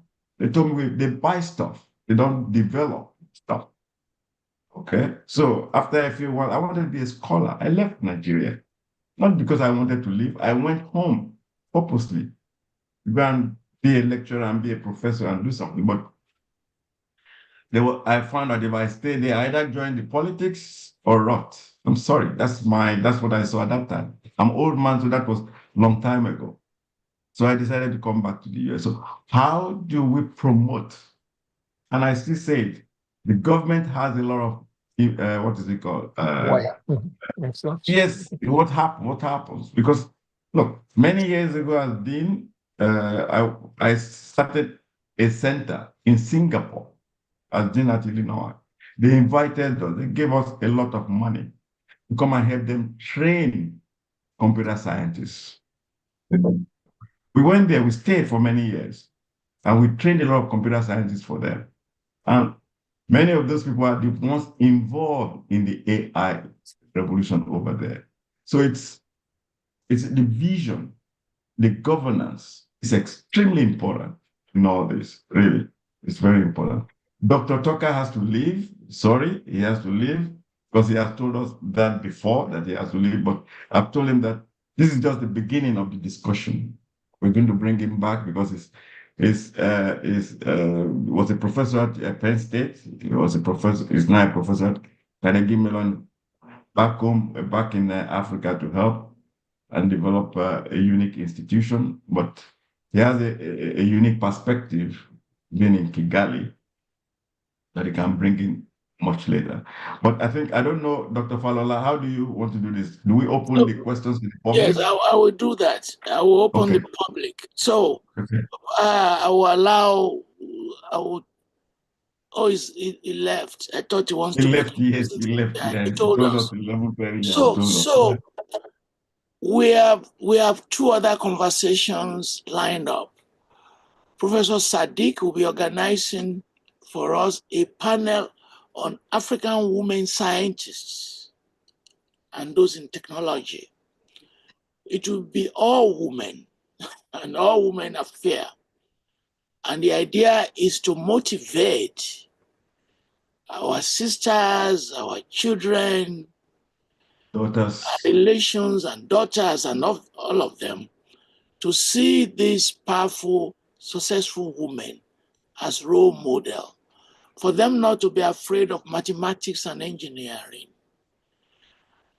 because that is one of our biggest sector, underemployed, not fully connected to development building. And second, we are going to create a panel. How do you move your research from the university to investors? If you do a good PhD or a program like solar energy to develop refrigerator, how do you move that document outside of your university, incubate them, and convert them to opportunities for yourself and your continent? We'll be discussing all of that. And our next program on the 16th is discussing the book by Babangida, who gave to himself the name the President, although he was a military dictator. That will be our next conversation. And I want to throw the conversation open to members of the audience. They know what to do. You indicate by raising your hands. If we didn't alight everybody, we didn't turn on all the videos to avoid Zoom bombing. But once we call you to talk, we would see your video. Professor Tunde Adebola, it's good you are starting this conversation. Professor Tunde Adebola, I know him by reputation. He's been saying Ifa forms the binary conception, forms one of the bases of the knowledge of AI. Do you want to push that argument again from what you've had this afternoon? I might get there, but let me start by thanking all the panelists and taking it from what Professor Adeshia said about technology being the infrastructure of life. The way I put it is that technology answers questions raised by culture. Every question that technology answers is raised by culture, whichever way we look at it. And this brings me to the fact that Africa speaks 1/3 of the languages spoken all over the world, which means, therefore, that if we do not give enough attention to these 1/3 of the languages of the world, 1/3 of the ways the minds of the peoples of the world work, then we might be losing something. It's interesting. Professor Adeshida also started by making reference to Alan Turing, who actually made the point that intelligence is an issue in language and language is an issue in intelligence by raising the Turing test, which is fundamentally a language problem. And for me, one of the areas where we can find low-hanging fruits is to start by applying artificial intelligence to African languages, because the technology is not that involved. The hardware, the infrastructure, we can start from a low point and build up to a point where we'll be able to do great things. There's no reason with available technologies, we available know-how. There's no reason why somebody, a Yoruba person, can pick a telephone and speak to a Kenyan who is Kikuyu, and the person is speaking Yoruba and the interlocutor is hearing him in Kikuyu, and he's speaking back in Kikuyu and the interlocutor is hearing him in Yoruba. That way we are beginning to reintegrate Africa. Professor Falola in recent times has come up with this idea of ancestral study. And for me, from my point of view, one of the fundamental background to ancestral study has to be the elevation of orature in scholarship. And this is where we now have advantage in some of the facilities that multimodality, multimedia has made available to communication. More importantly, speech technologies of speech synthesis, speech recognition, which are all aspects of artificial intelligence, which will in the immediate make the values of artificial intelligence available to Africans in bridging the digital divide. I mean, only last week, we were at the Language Technology for All in Paris, where UNESCO brought people all over the world together to think, how can we make language technology work for the whole world, for everybody around the world? And it's interesting that in this same vein, in the last 20 years, I've been working in Nigeria trying to encourage universities to look in the direction of human language technology. And gladly, only 2 weeks ago, for the first time after about 20 years of working, we managed to start a master's program in computational linguistics in the University of Ibadan, bringing together academics from statistics, from computer science, from information science, from linguistics, to work together and contemplate solutions to problems.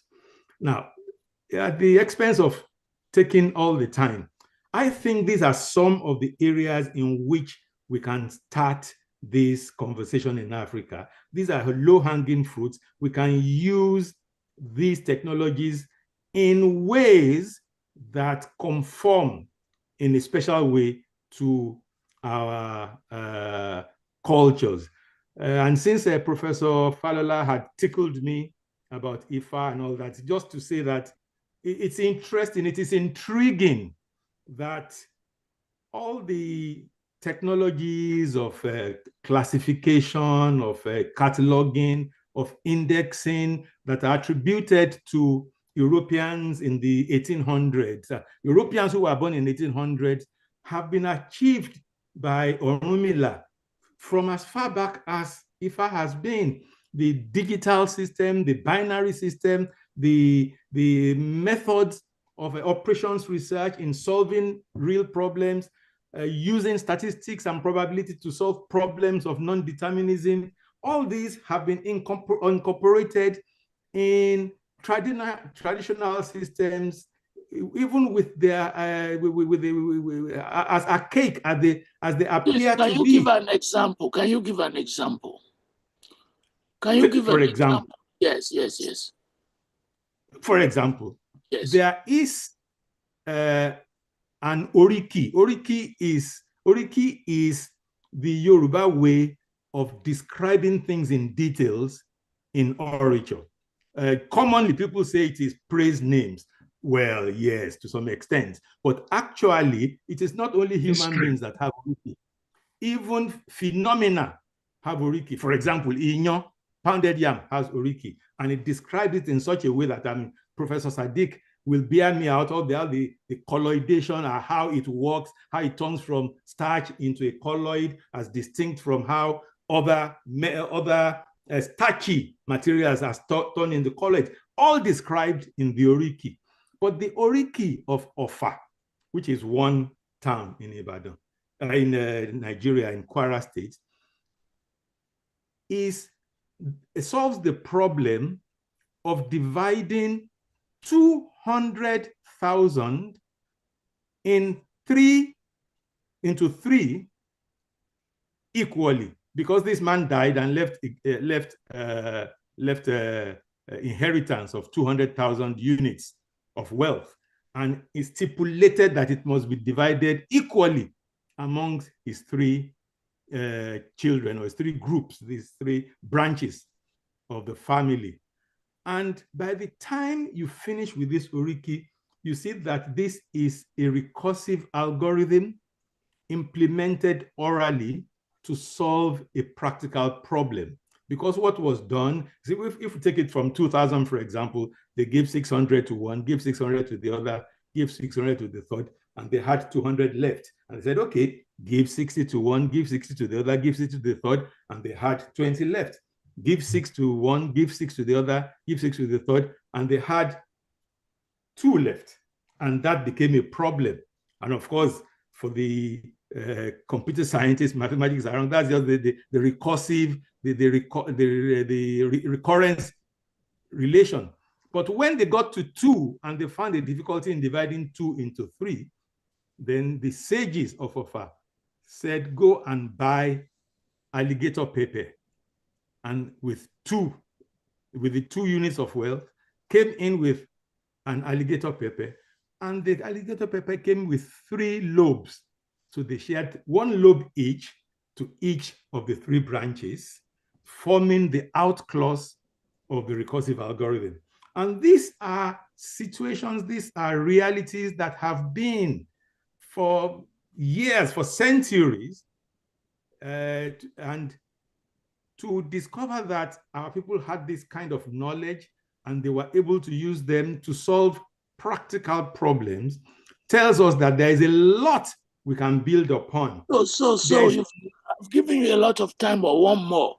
How do we convince the scientists like that we've gathered here today that in 2025, your knowledge, and I've been labeling it as part of the new field that I've created, ancestral intelligence? Because before artificial intelligence, there's ancestral intelligence. I know Pentecostalists don't want to hear about witchcraft. They don't want to hear about juju. But I've cumulated this into artificial intelligence. That as far back as the Fort Alafin for your Shango, they were already talking about thermodynamics, about electricity.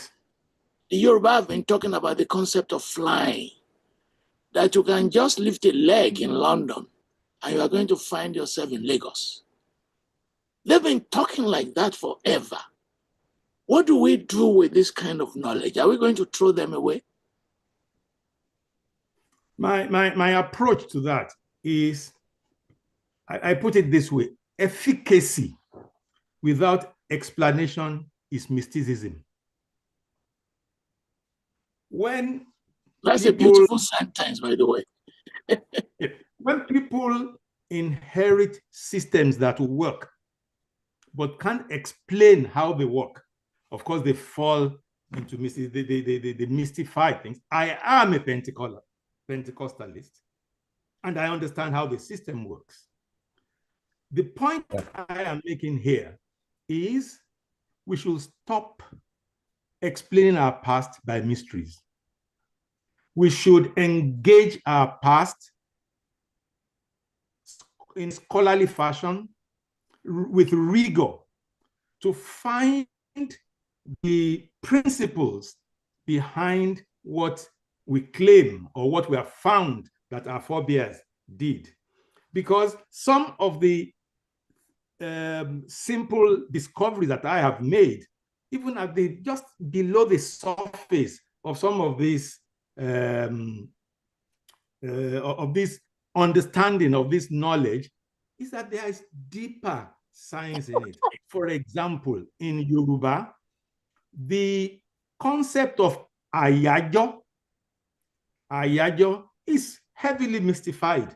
But the more I study ayajo, I find that there's a deep understanding of the concept of wave theory, of periodicity, of frequency, of phase, all these things that I studied in engineering school.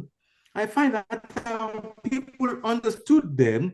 And when you say ayajo, it means the thing has gone in a cycle and has come back.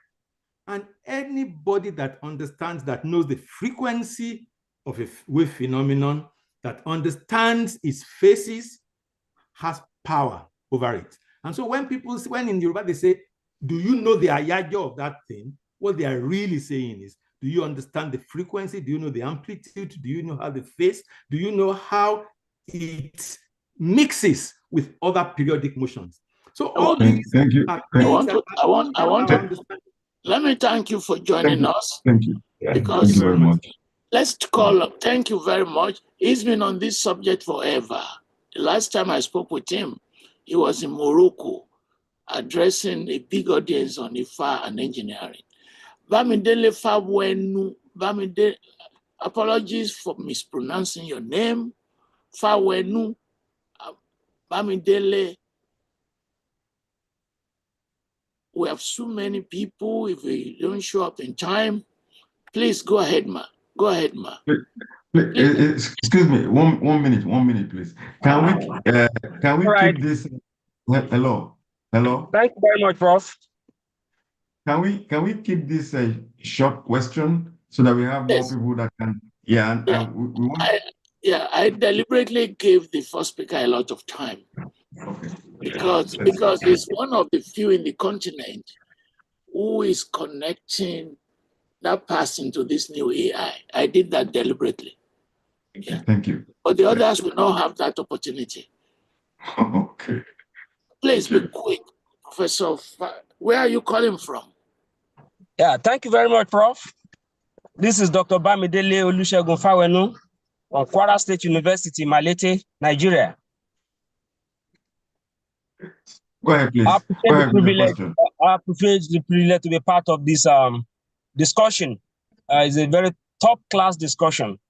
But the challenge I have is related to the fact that many of us in the academia, particularly in this part of the world, and those of us that are in the humanities, you discover that we are still at the peripheral of the discussion about artificial intelligence, particularly putting up conferences where we just argue about amplifying the supposed negatives of artificial intelligence. So my question, sir, is that those of us in the humanities, how can we leverage on this technology beyond just sitting at the consumer level of using ChatGPT?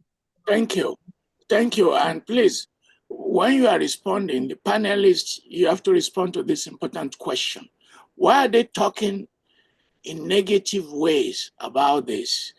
Oluwaseun Owojori, Oluwaseun, and I'm also allowing panelists to take a rest before they respond.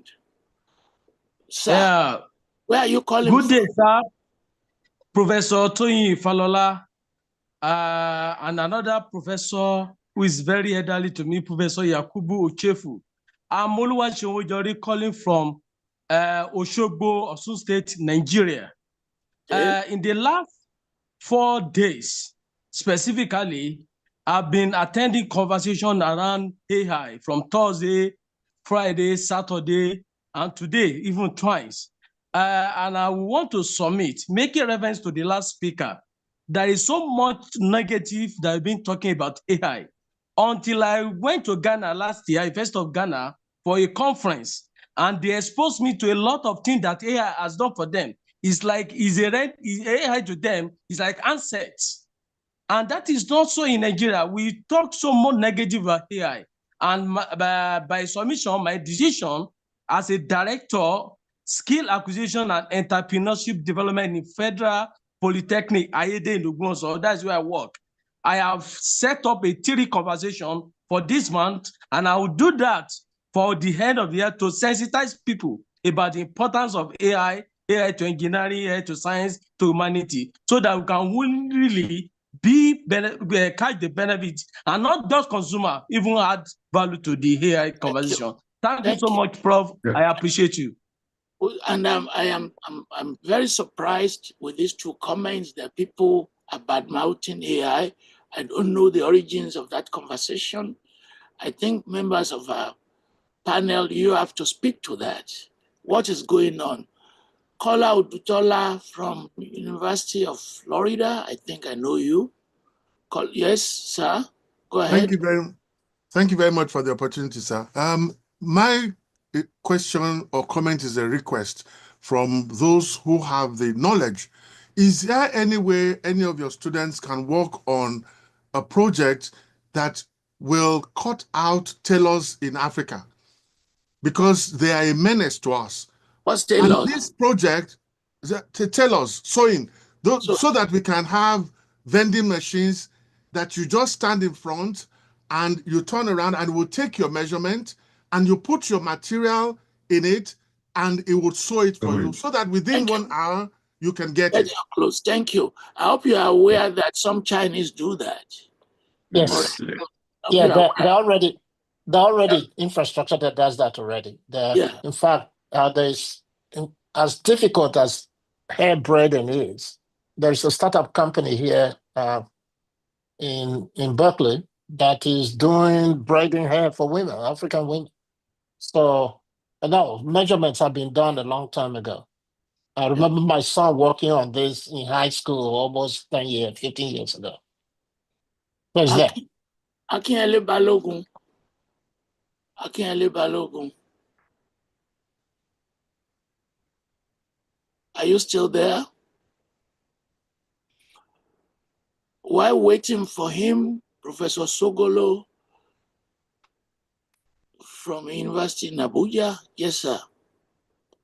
Please, sir.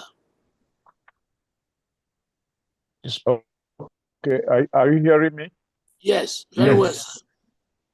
Okay. Thank you very much, Professor Falola. I want to congratulate you, Falola. I want to congratulate you once more for this things that's as interesting as the one we had last. And I want to go straight to the point where I think we really have genuine problem. Each time I listen to Nigerians, particularly those in the diaspora, speak on a subject, I feel so happy that this country has really produced brilliant people. But the question is, are we making use of them? On this particular issue, like Professor Falola said, who is going to do it for us? In other words, we seem to recognize our problems. I don't think there's any problem. There are issues about our recognizing our problems. We recognize that, and it appears that the problems will go worse. They're going to get worse. If you take these recent events, first, when the British Prime Minister made a decision that he was going to increase defense funding, what did he do? Where is he going to get the money? He said he will get the money from foreign aid. And then that directly hits us. Already we have Trump, who is withdrawing all aid. And so, what do we do? And you have raised the issue, and many have raised the issue. The issue is with our own government, the problem of leadership. And it is very important what can we do about the problem of leadership in this country? Even if you say you want to organize, just one minute. Yes, if you say you want to organize, for instance, the PPP between government and the private sector, it is the government that is also expected to organize it, and we have that problem. If you talk about the diaspora being, employed, to the benefit of our own society, it is the same government that will employ them. And we agreed the other side that the problem is that of choosing the right people. We must not run away from this. Thank you, sir. Thank you. Electoral problems. Thank you very much. Thank you. The point the professor has made is this knowledge pool, but the knowledge pool is not being deployed effectively. Akinyele Balogun, I think I called you previously. Yes, please. Where are you calling from? My name is Akinyele Balogun. I'm calling from Ado-Odo in Ogun State of Nigeria. Okay. Please go ahead. I'm happy to be part of this conversation, and I thank you for the opportunity given. My interest is in turning most of all this idea to a kind of commercial viability. Let me put it that way. I don't want us to put everything on the doorstep of government. Our bureaucratic system, even if a politician wants to work, from experience, the civil service system, it can take the entire lifespan of a political circle, which is 4 years, before the idea can mature, and they won't even allow it to work. My own thinking is this. Taking from the Nigerian entertainment industry, private people make it what it is today. The theater, the music, the film industry, private people were involved, not really directly from government, and they are having results today. So idea like this AI, all this innovation, private people should push it out there. If there are results, if there are people investing in it and they are having results, government can now come in. That's my take. Thank you. Thank you. I think the panelists they've made points about that. Professor Wahab Ademola Sis, Provost of Federal College of Education, this is what you do on your campus. How can we be useful to you and your students? Yeah, thank you very much, sir. My regards to Professor Falola and other panelists. Well, my input is just to also encourage or appeal to this very wonderful team that in Nigeria, for example, for us to be able to also achieve some of these laudable ideas, I will suggest that I think we can try to also talk to Tech Fund. At least let's start from a point, understand, so that at least from there, of course, the government is the owner of Tech Fund in Nigeria, but at least for us to get faster results on how we can, some of these ideas can also take off. I think Tech Fund may be interested. So that's just my input. So the way I will interpret what you are saying is that a group of people should collaborate and write grants for the government to sponsor. Professor Femi Mimiko, former Vice Chancellor,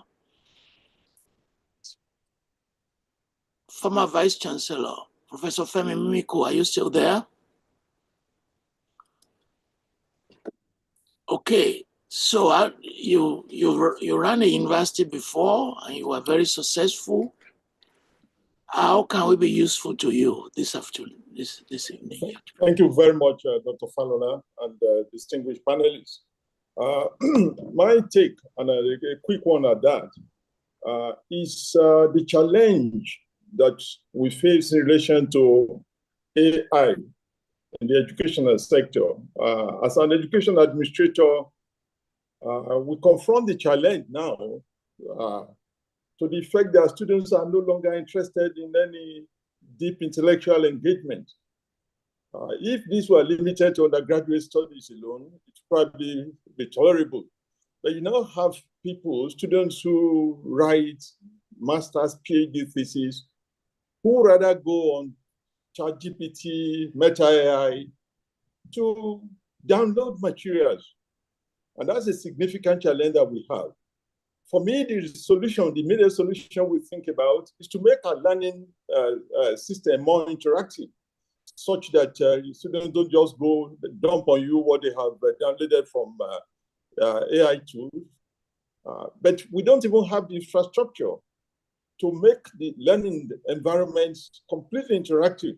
I mean, when you have a classroom made up of 250 students to a single lecturer, it becomes a challenge. So my question is, how do we go about addressing this issue before the intellectual firmament of the African continent, specifically the Nigerian continent, become completely corrupted and destroyed by this tendency to want to just go on AI, download materials, and submit, give the impression that they are original tests?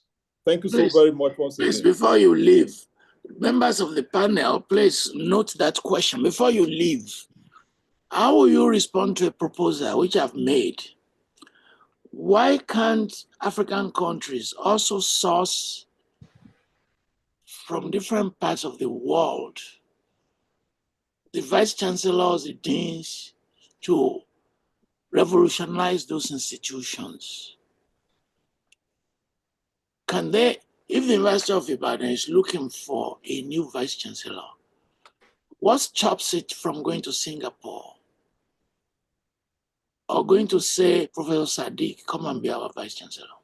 They can't afford to pay them. Absolutely. I mean, you recall, distinguished professor, that when the Autonomy Act came on board in 2003, thereabout, and its amendment in 2007, one of the major provisions is that advertisement for recruitment into offices of provost, vice chancellors, and what have you, must be internationally advertised. It's not supposed to be just limited to Nigeria, limited to your local environment, the catchment area of the university. But that proviso, that provision is observed in the breach, because you now have a lot of inbreeding going on in the university system in the country. As a matter of fact, now you have the inanity of the local community now insisting that their sons and daughters must be vice chancellors and presidents of universities. So that provision is there. Unfortunately, it's not implemented. The original idea, the original intent was to advertise globally and recruit anybody from anywhere, as long as it's the best. I just hope that someday we'll be able to get ourselves to go back on track and focus on that and begin to use it as an immediate platform to address some of the more devastating challenges that the education system in our country faces today. And I think across the continent too. Thank you. Professor Jayoba. Professor Jayoba, please. Thank you, Professor Mimiko. Professor Jayoba, yes. Please, where are you calling from?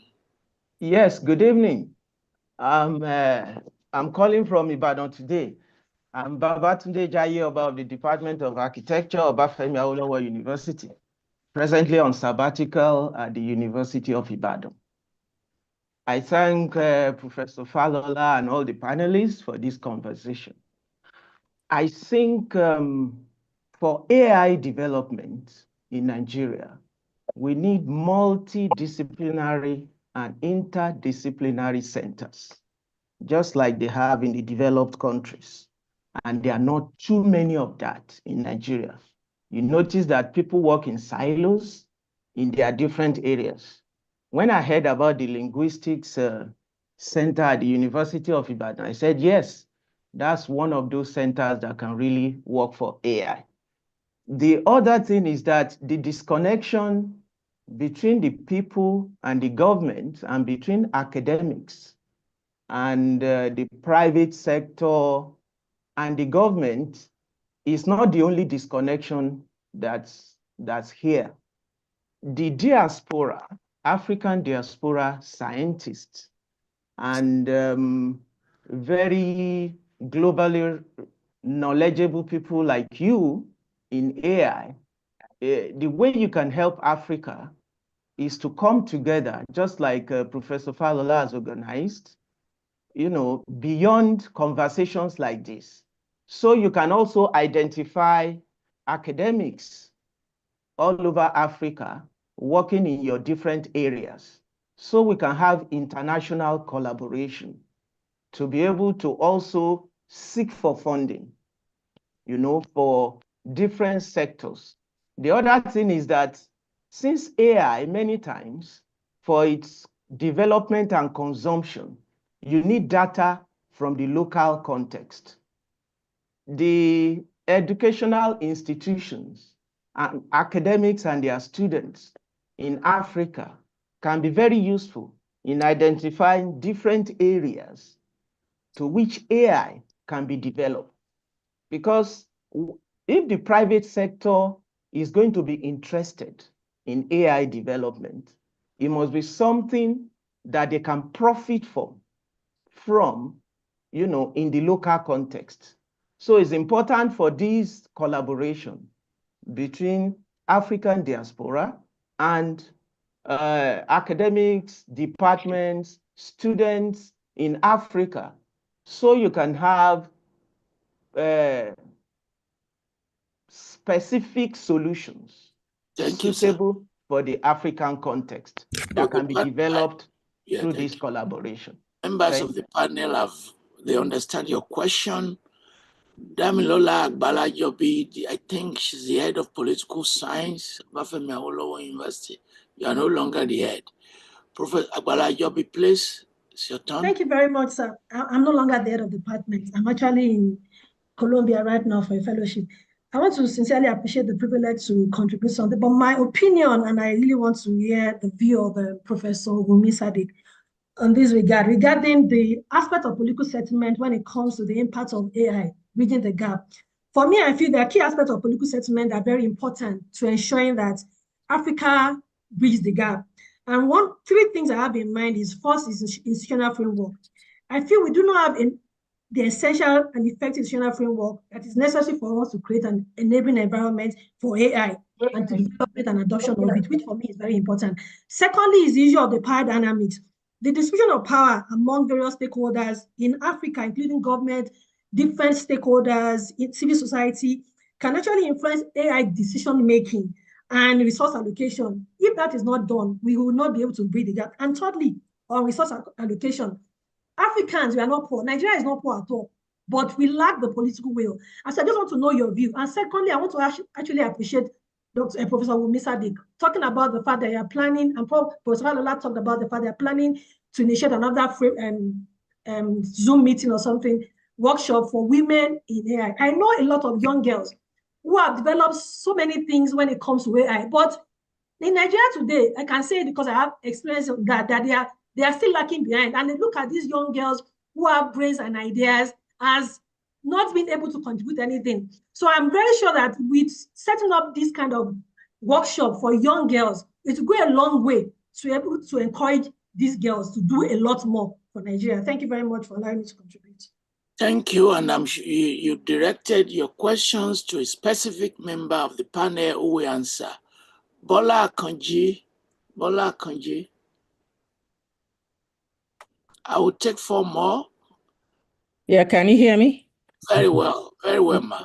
Yes, where are you calling from? I'm a professor at Quinnipiac University in Connecticut, in Hamden, Connecticut. So I'm calling from Connecticut this morning. I want to address my comments to maybe 1 or 2 of the earlier commentators because it's important, and then make a suggestion. The first one is that what Professor Mimiko said does not, I mean, the fact that recruitment is always leads to inbreeding and has limited the space to expand the forms of knowledge, more interactive knowledge, more critical knowledge among students. I think it applies to so many other areas of development of our college systems. So that I hope Professor Falola will take that up in a later dialogue because it's a big one. But coming to that, AI is today, and it has always been coming. And like every other thing, once it comes, there is no drawing it back. The next thing is how do you manage it? So this, it's like, cell phones just came, and then we started to try to regulate how it's not going to be misused. But I will now therefore go to the issue of institutional framework and regulatory frameworks. It is after AI has taken ground that many institutions are now trying to develop frameworks. In my college and many colleges, they are now asking for opinions about developing their regulatory framework. You cannot help it. Students are doing their work by AI, but then you just, by telling them not to use AI, you are wasting your time. The thing is, are there issues of what do you call it? I mean, something like academic integrity that you can use to control it. Make sure you cite your source. But more importantly, we cannot hold students off from, taking knowledge from the cloud, because it's all there. I never tell my students not to use AI or other things, but interactive knowledge leads them to know where to find the knowledge and how to use the knowledge. It is like, telling them to do dy dx by equation when they can just use a calculator or whatever to do. So we're wasting our time by trying to slow down the use of AI. Regulatory frameworks will continue to come up with time. But finally, I would just say that there are roles for public sector, for private sector, for the government, and also for this scholastic, the academia, and NGOs. Now, the role of government should be put aside and delayed until other people have been able to find their footing. The private sector will respond to economic incentives. So we need to showcase that AI can be profitable. Showcase ways that they can make money from AI. And our youth have done a lot in terms of use of technology startups and innovation. They are doing miraculous things. You just have to show them the way, and they will catch on to it. When the train starts moving, government will now be called in to set up regulatory framework. If you start with government, you're not going to get anywhere, as we know, especially in Nigeria. Finally, the academia or NGOs need to have a role in collating information about applicability of AI. A catalog of resources that users, stakeholders can refer to and say, yes, I can use AI in some particular ways to incentivize them. The Asian tigers, for instance, did not create technology, as we all know. They stole, begged, borrowed, and they leapfrogged into the future with the technology that has been created here. So I think we can take a cue from that. Let us, know where the AI can be applicable. Let us invite private sector to take interest and make sure that it's profitable, show the world that it's profitable and that it is doable. And then institutions will begin to find a way to regulate, to make sure that you lower ethical malpractices and stuff like that. I think I've made my point. Thank you very much, Professor, for joining us. Olumide Olaniyan. I'm checking 3 more. Olumide Olaniyan.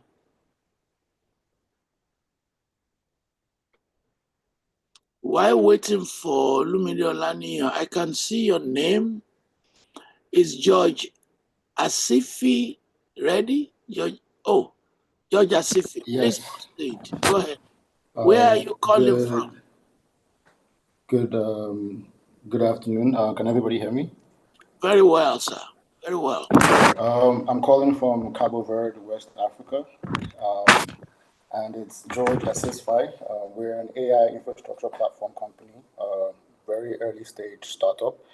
And a friend sent me the link to this Zoom, and it's really interesting to see so much cognitive capitalism, showcased here. Very impressed with the panel. And my question goes thus. Regarding AI bias, we all know that large language models are trained on data that Africa has almost zero contribution to. And we need to have open source data models where we have a sort of custodians of that data, where data fed into these models are scrutinized before they are fed to our industries, to our society, and to our kids. And I want to ask if this is something that the panel thinks is important for adults right now. It's too expensive. And I think personally, Africa needs to focus on localized knowledge because what we have right now is generalized knowledge and some specialized knowledge. And we need to focus more on localized knowledge. How can we use what is existing right now to solve Tuesday's problems?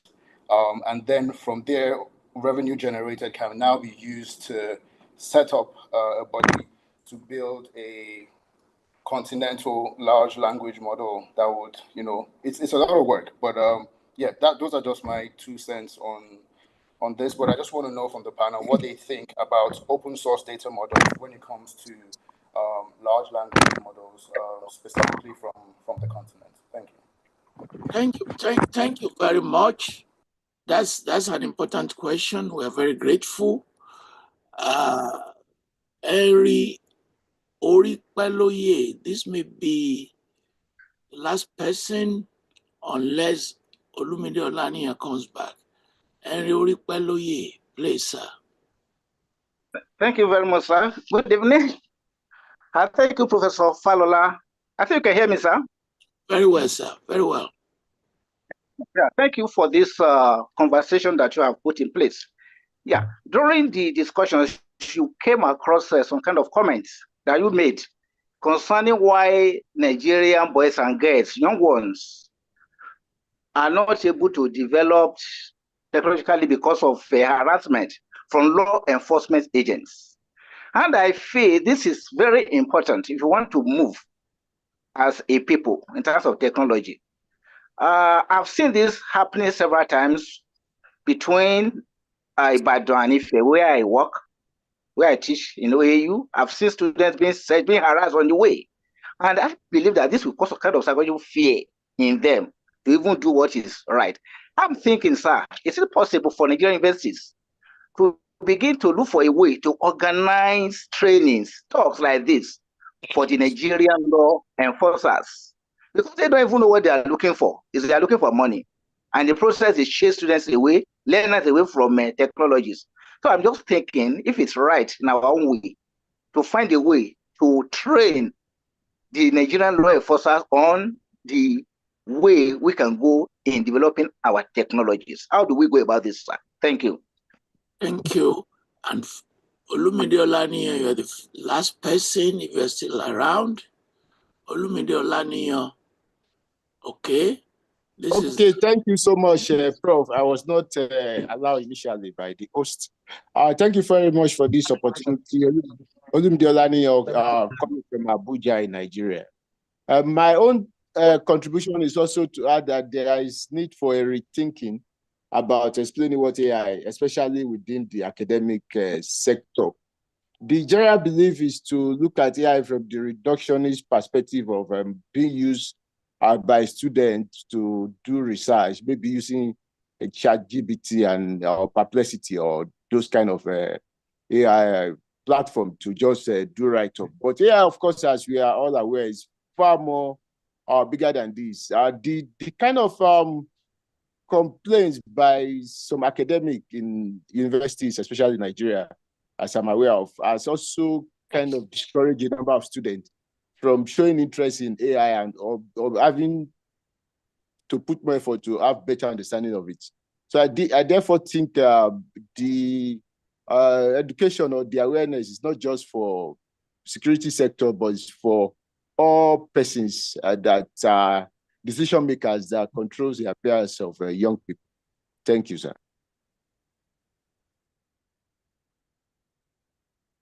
Okay, are we done with the questions, Dr. Falola? Hello, can you hear me? Hey. Yeah, we can hear you. Professor Yes. Adeshida, you are talking. Yeah, I'm talking. I think Professor Adeshida is talking. I can't hear him. Can you hear me? Can you hear me? Yes. Please, yeah, we can hear you. Okay. Unmute him. Yeah. Hello. I think. Hello, I'm here. Yeah, we can hear you. Okay, you can hear me. Unmute. Okay. Are you sure, Professor Adeshida, you are not the one who mute yourself? No, we can hear him. He's fine. I can You're hear the one you. who mute yourself. Professor Briggs, can we hear you? Yes. Yes. Okay. Thank you very much for all the questions. I'm not sure how much time we still have for the panel discussion. Members of the panel, they can talk. No, we can. Yeah. We are all okay. They You're the only can one talk. that They can talk. I think the members of the panel, I can hear them. Yeah. Dr. Sadik, can you talk? Yes. Yes, okay.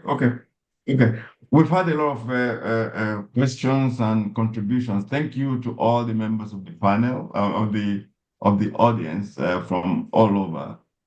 I think I'm not sure, Dr. Falola, how long we can keep going, but because I know some of the panel. It's up to you and the members of the panel now, because we're no longer taking questions. Okay, because I know members of the panel told me yesterday that they have limitations on their time.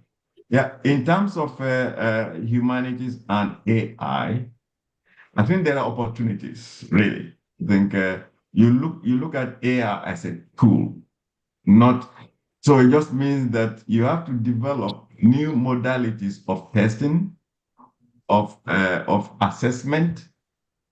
Because in the previous university I was in, we said, okay, you cannot get rid of AI. We are not Luddites. You cannot. Once it's there, you cannot wish it away. Students will use it. So how now do you make a policy and the boundaries of the lane where students can use this? So some of the things we said, if you use it, you have to acknowledge it. Okay, you may have to go to the old ways of writing composition in class so that you don't give homework and the students go away and use ChatGPT and bring it back. And there are people actually developing new tools so that they can, you can, like, well, Turnitin is one thing that people use in the previously, but new tools to discover whether a student has used AI in their homework. So there are different avenues of really checking students. But one thing I'll always say in terms of multidisciplinarity, there are my own experience in terms of the classroom. We developed degrees called CS plus X, CSS, which is computer science or data science plus X, where X is any other discipline. So we have students graduating in computer science plus English, computer science plus advertising, computer science plus math. So this is something that, so that people can partake of this globally. And also in terms of multidisciplinary centers. That is not actually very difficult to form. If you are the provost or the vice chancellor or vice provost for research, you can bring teams together and say, these are the direction that this university wants to go. Incentivize them with some money, okay? There's nothing that pleases faculty more than putting money on the ground to start pursuing ideas. We call it glue money from the university, to glue people together to start doing things. The problem for Africa, as we said previously, there are no research foundations, okay? Here, I can put glue money together, get professors to work together, and then compete for the next opportunities to do things that are big, like AI. So it's very important. I'll let other people contribute now. Professor Sadik, what do you see in terms of the governance in the classroom of students using AI? Thank you, Professor Adeshida. I think most people have touched on the key issues with AI in the classroom. But I'd like to preempt my comment by saying that, just like we heard earlier from one of the professors who said that, he gave an example of the Oriki, right? When we look at the traditional religion in Nigeria, for example, it's usually passed down from families, right? And there's a lot of mysteries attached to it. But if you go back and look at Ifa, for example, it's very mathematical. I was so impressed when I began to take interest in it. And I began to see the connection between Ifa and the mathematics. But you would never know from the way it's practiced. So we need to be careful so that we do not attach a lot of negativity to AI. And if we do that, we're going to end up being left behind. AI can widen the on gap. home and then online. AI can widen the gap if access, if resources and knowledge are not equitably distributed. We need to prioritize local AI capacity building. We need to provide and promote data sovereignty. AI is a tool. They're going to need your data. Please, believe it or not, the computer scientists need you. They need the problem that you want to solve.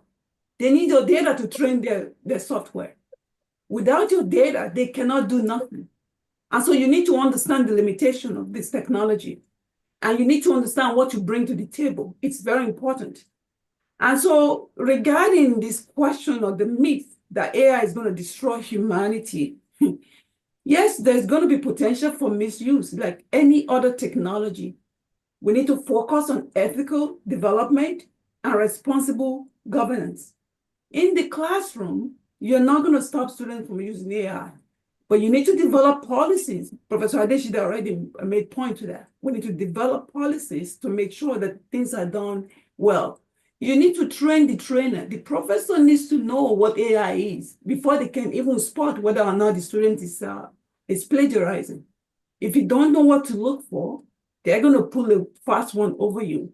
It's not only limited to Nigeria, it's everywhere. Students are the same everywhere. And so you need to know that. So you need to know the technology. Somebody mentioned earlier about women and participation of girls. We need to have educational initiatives.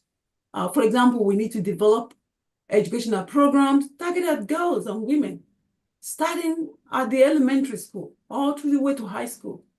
We need to provide mentorship and networking. It's very important to create mentorship programs to connect women in AI with experienced professionals.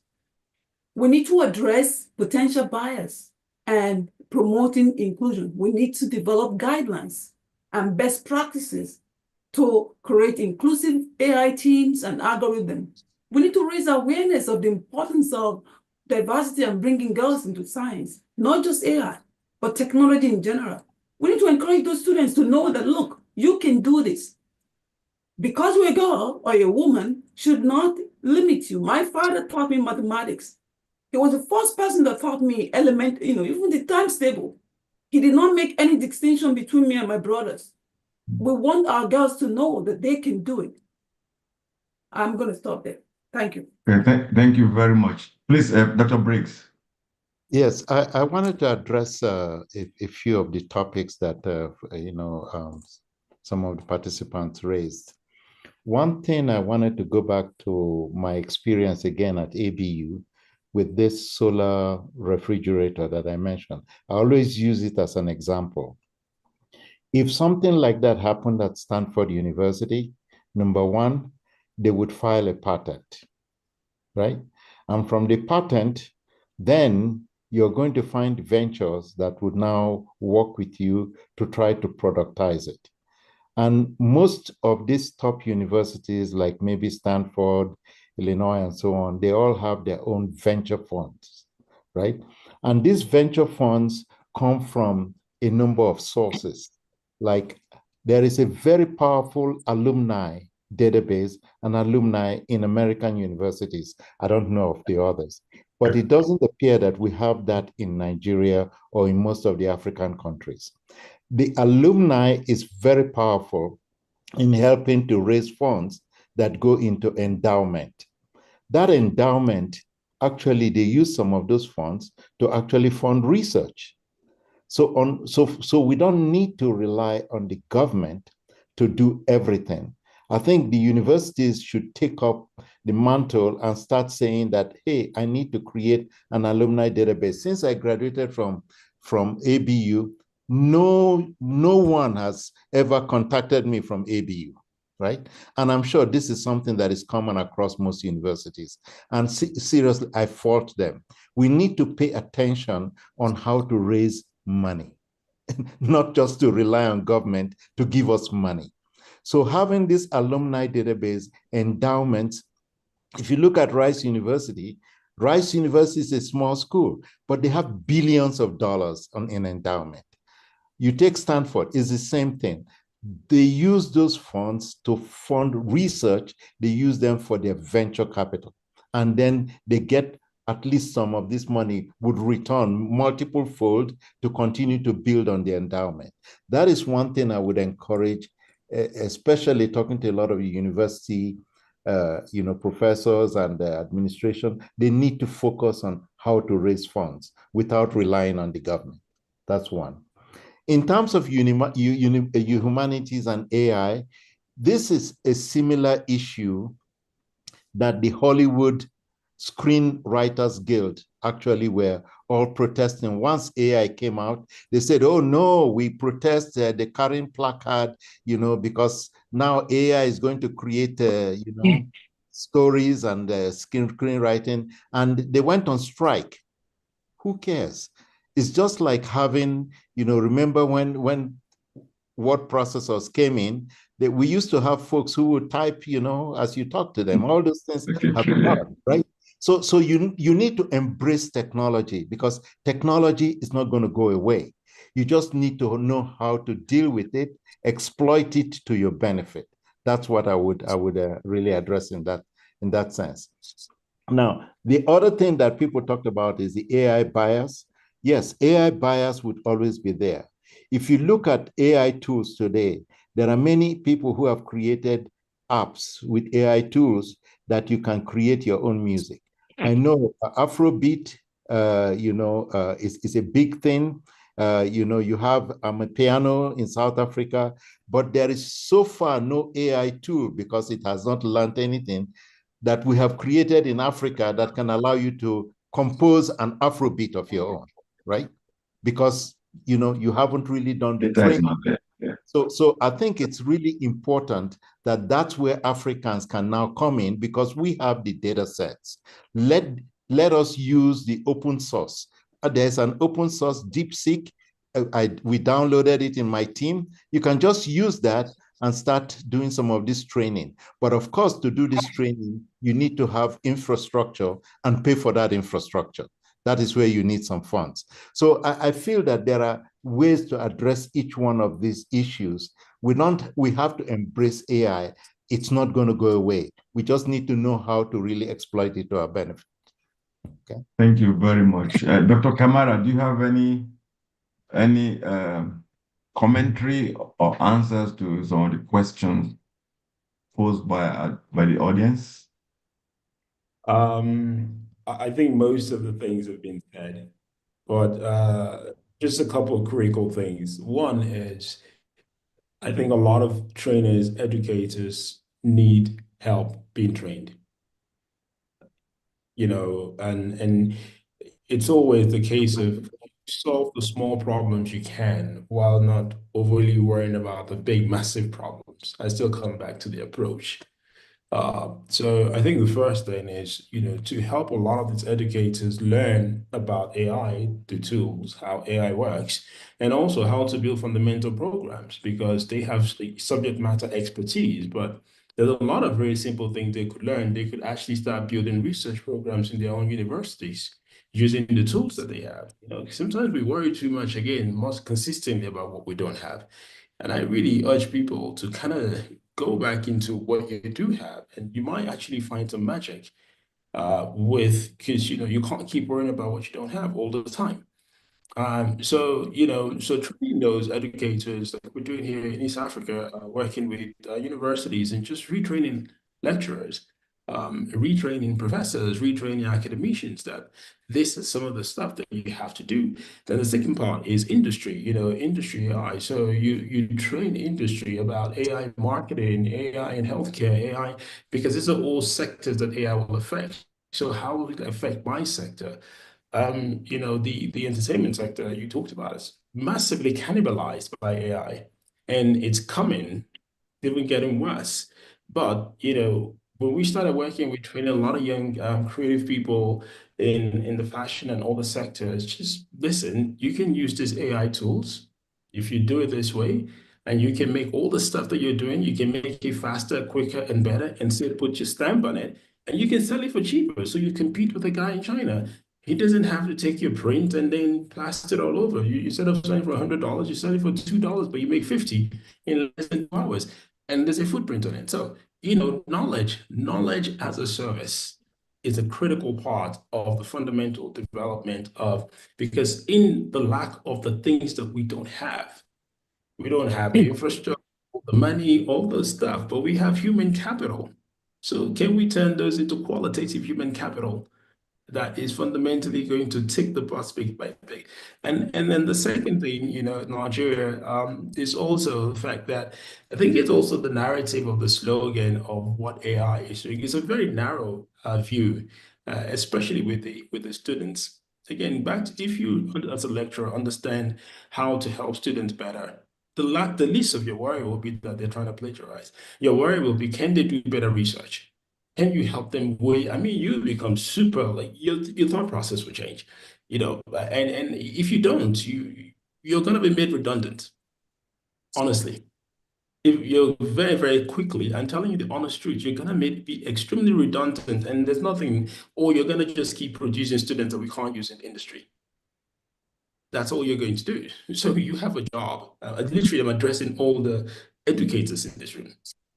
You have a fundamental job to change how you think and to figure out what you can do with a little and to go find some knowledge, of whoever is going to provide it with us, University Council of Nigeria, somebody, somewhere. And I think the private sector ecosystem is there, and academia has a lot of leverage with the private sector to also train enterprise leaders about AI. So there can be a connection between enterprise leaders who run the big enterprise companies and to see how they can invest in AI, even their social responsibility money. Can you build a product for them from your university where they can fund it? That is how to do stuff. And then can you, if academia, which is really, really important, academia can affect government more than most people, academia and industry. So academia coming together with a clear understanding of what they want to achieve can also affect government, because starting from the Ministry of Education, that is affect curriculum change. Sometimes it's not about government making. So the industry, once the industry also understands AI so well, industry will also affect government policy because they need to change policies to allow the industry. So it's a combination of a few things, but I generally think that most of the questions that have been asked here are fundamentally around the same construct. They're not that. Yeah, it's really kind of rethinking bit by bit. What are the little chunks that I can take every single day in this AI world? Because unfortunately, while me and you are having this conversation, some folks have built some other stuff that is taking us far away from the opportunity to close the gap. This technology has the opportunity to close the gap. So thank you very much. Thank you. Thank you very much. Dr. Asom, any? Yeah, let me just, for those of you who, thank you, I'm just going to summarize a couple of things from an investment perspective. At the end of the day, we both believe that both government and private partnership are going to be very important. For us, I think Dr. Briggs mentioned something very important around investment.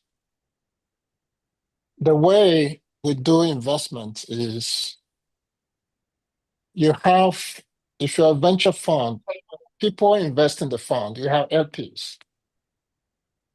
The LPs are mostly pension funds or high net worth individuals. So people put money into the fund.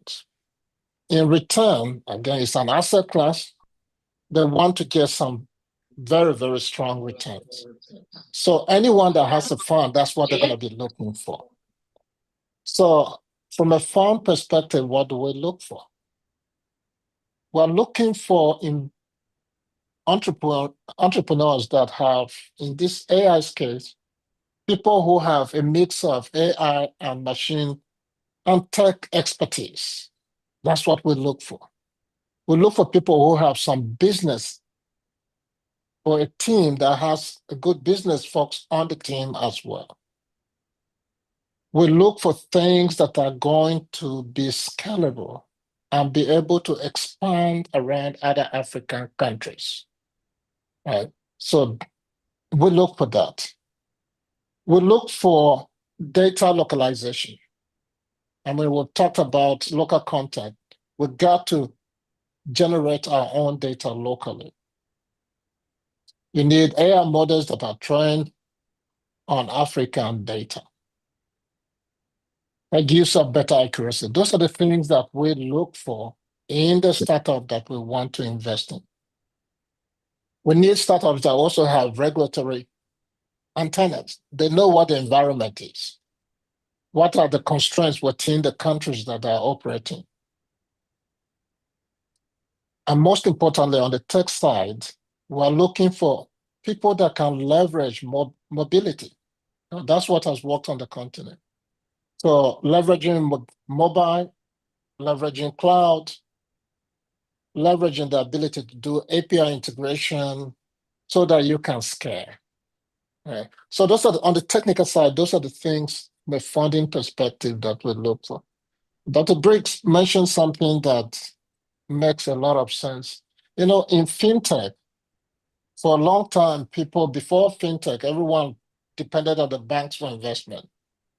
Now you have microfinance, and that has helped really average small entrepreneurs.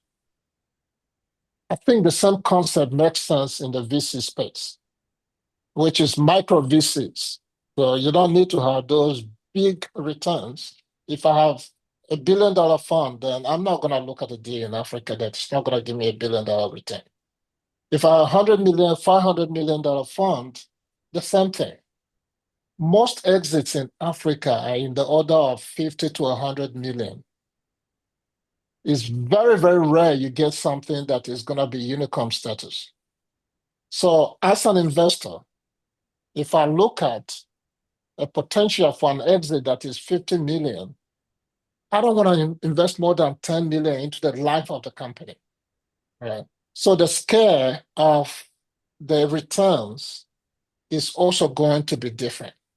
So thinking about micro VC funds, thinking about the LPs that are going to invest in those micro funds, tapping into the alumni network, looking at the universities. In particular, I was fortunate enough to work with the World Bank and East African universities to set up some incubation centers. I think at Mbarara University, in Kigali, and in Uganda.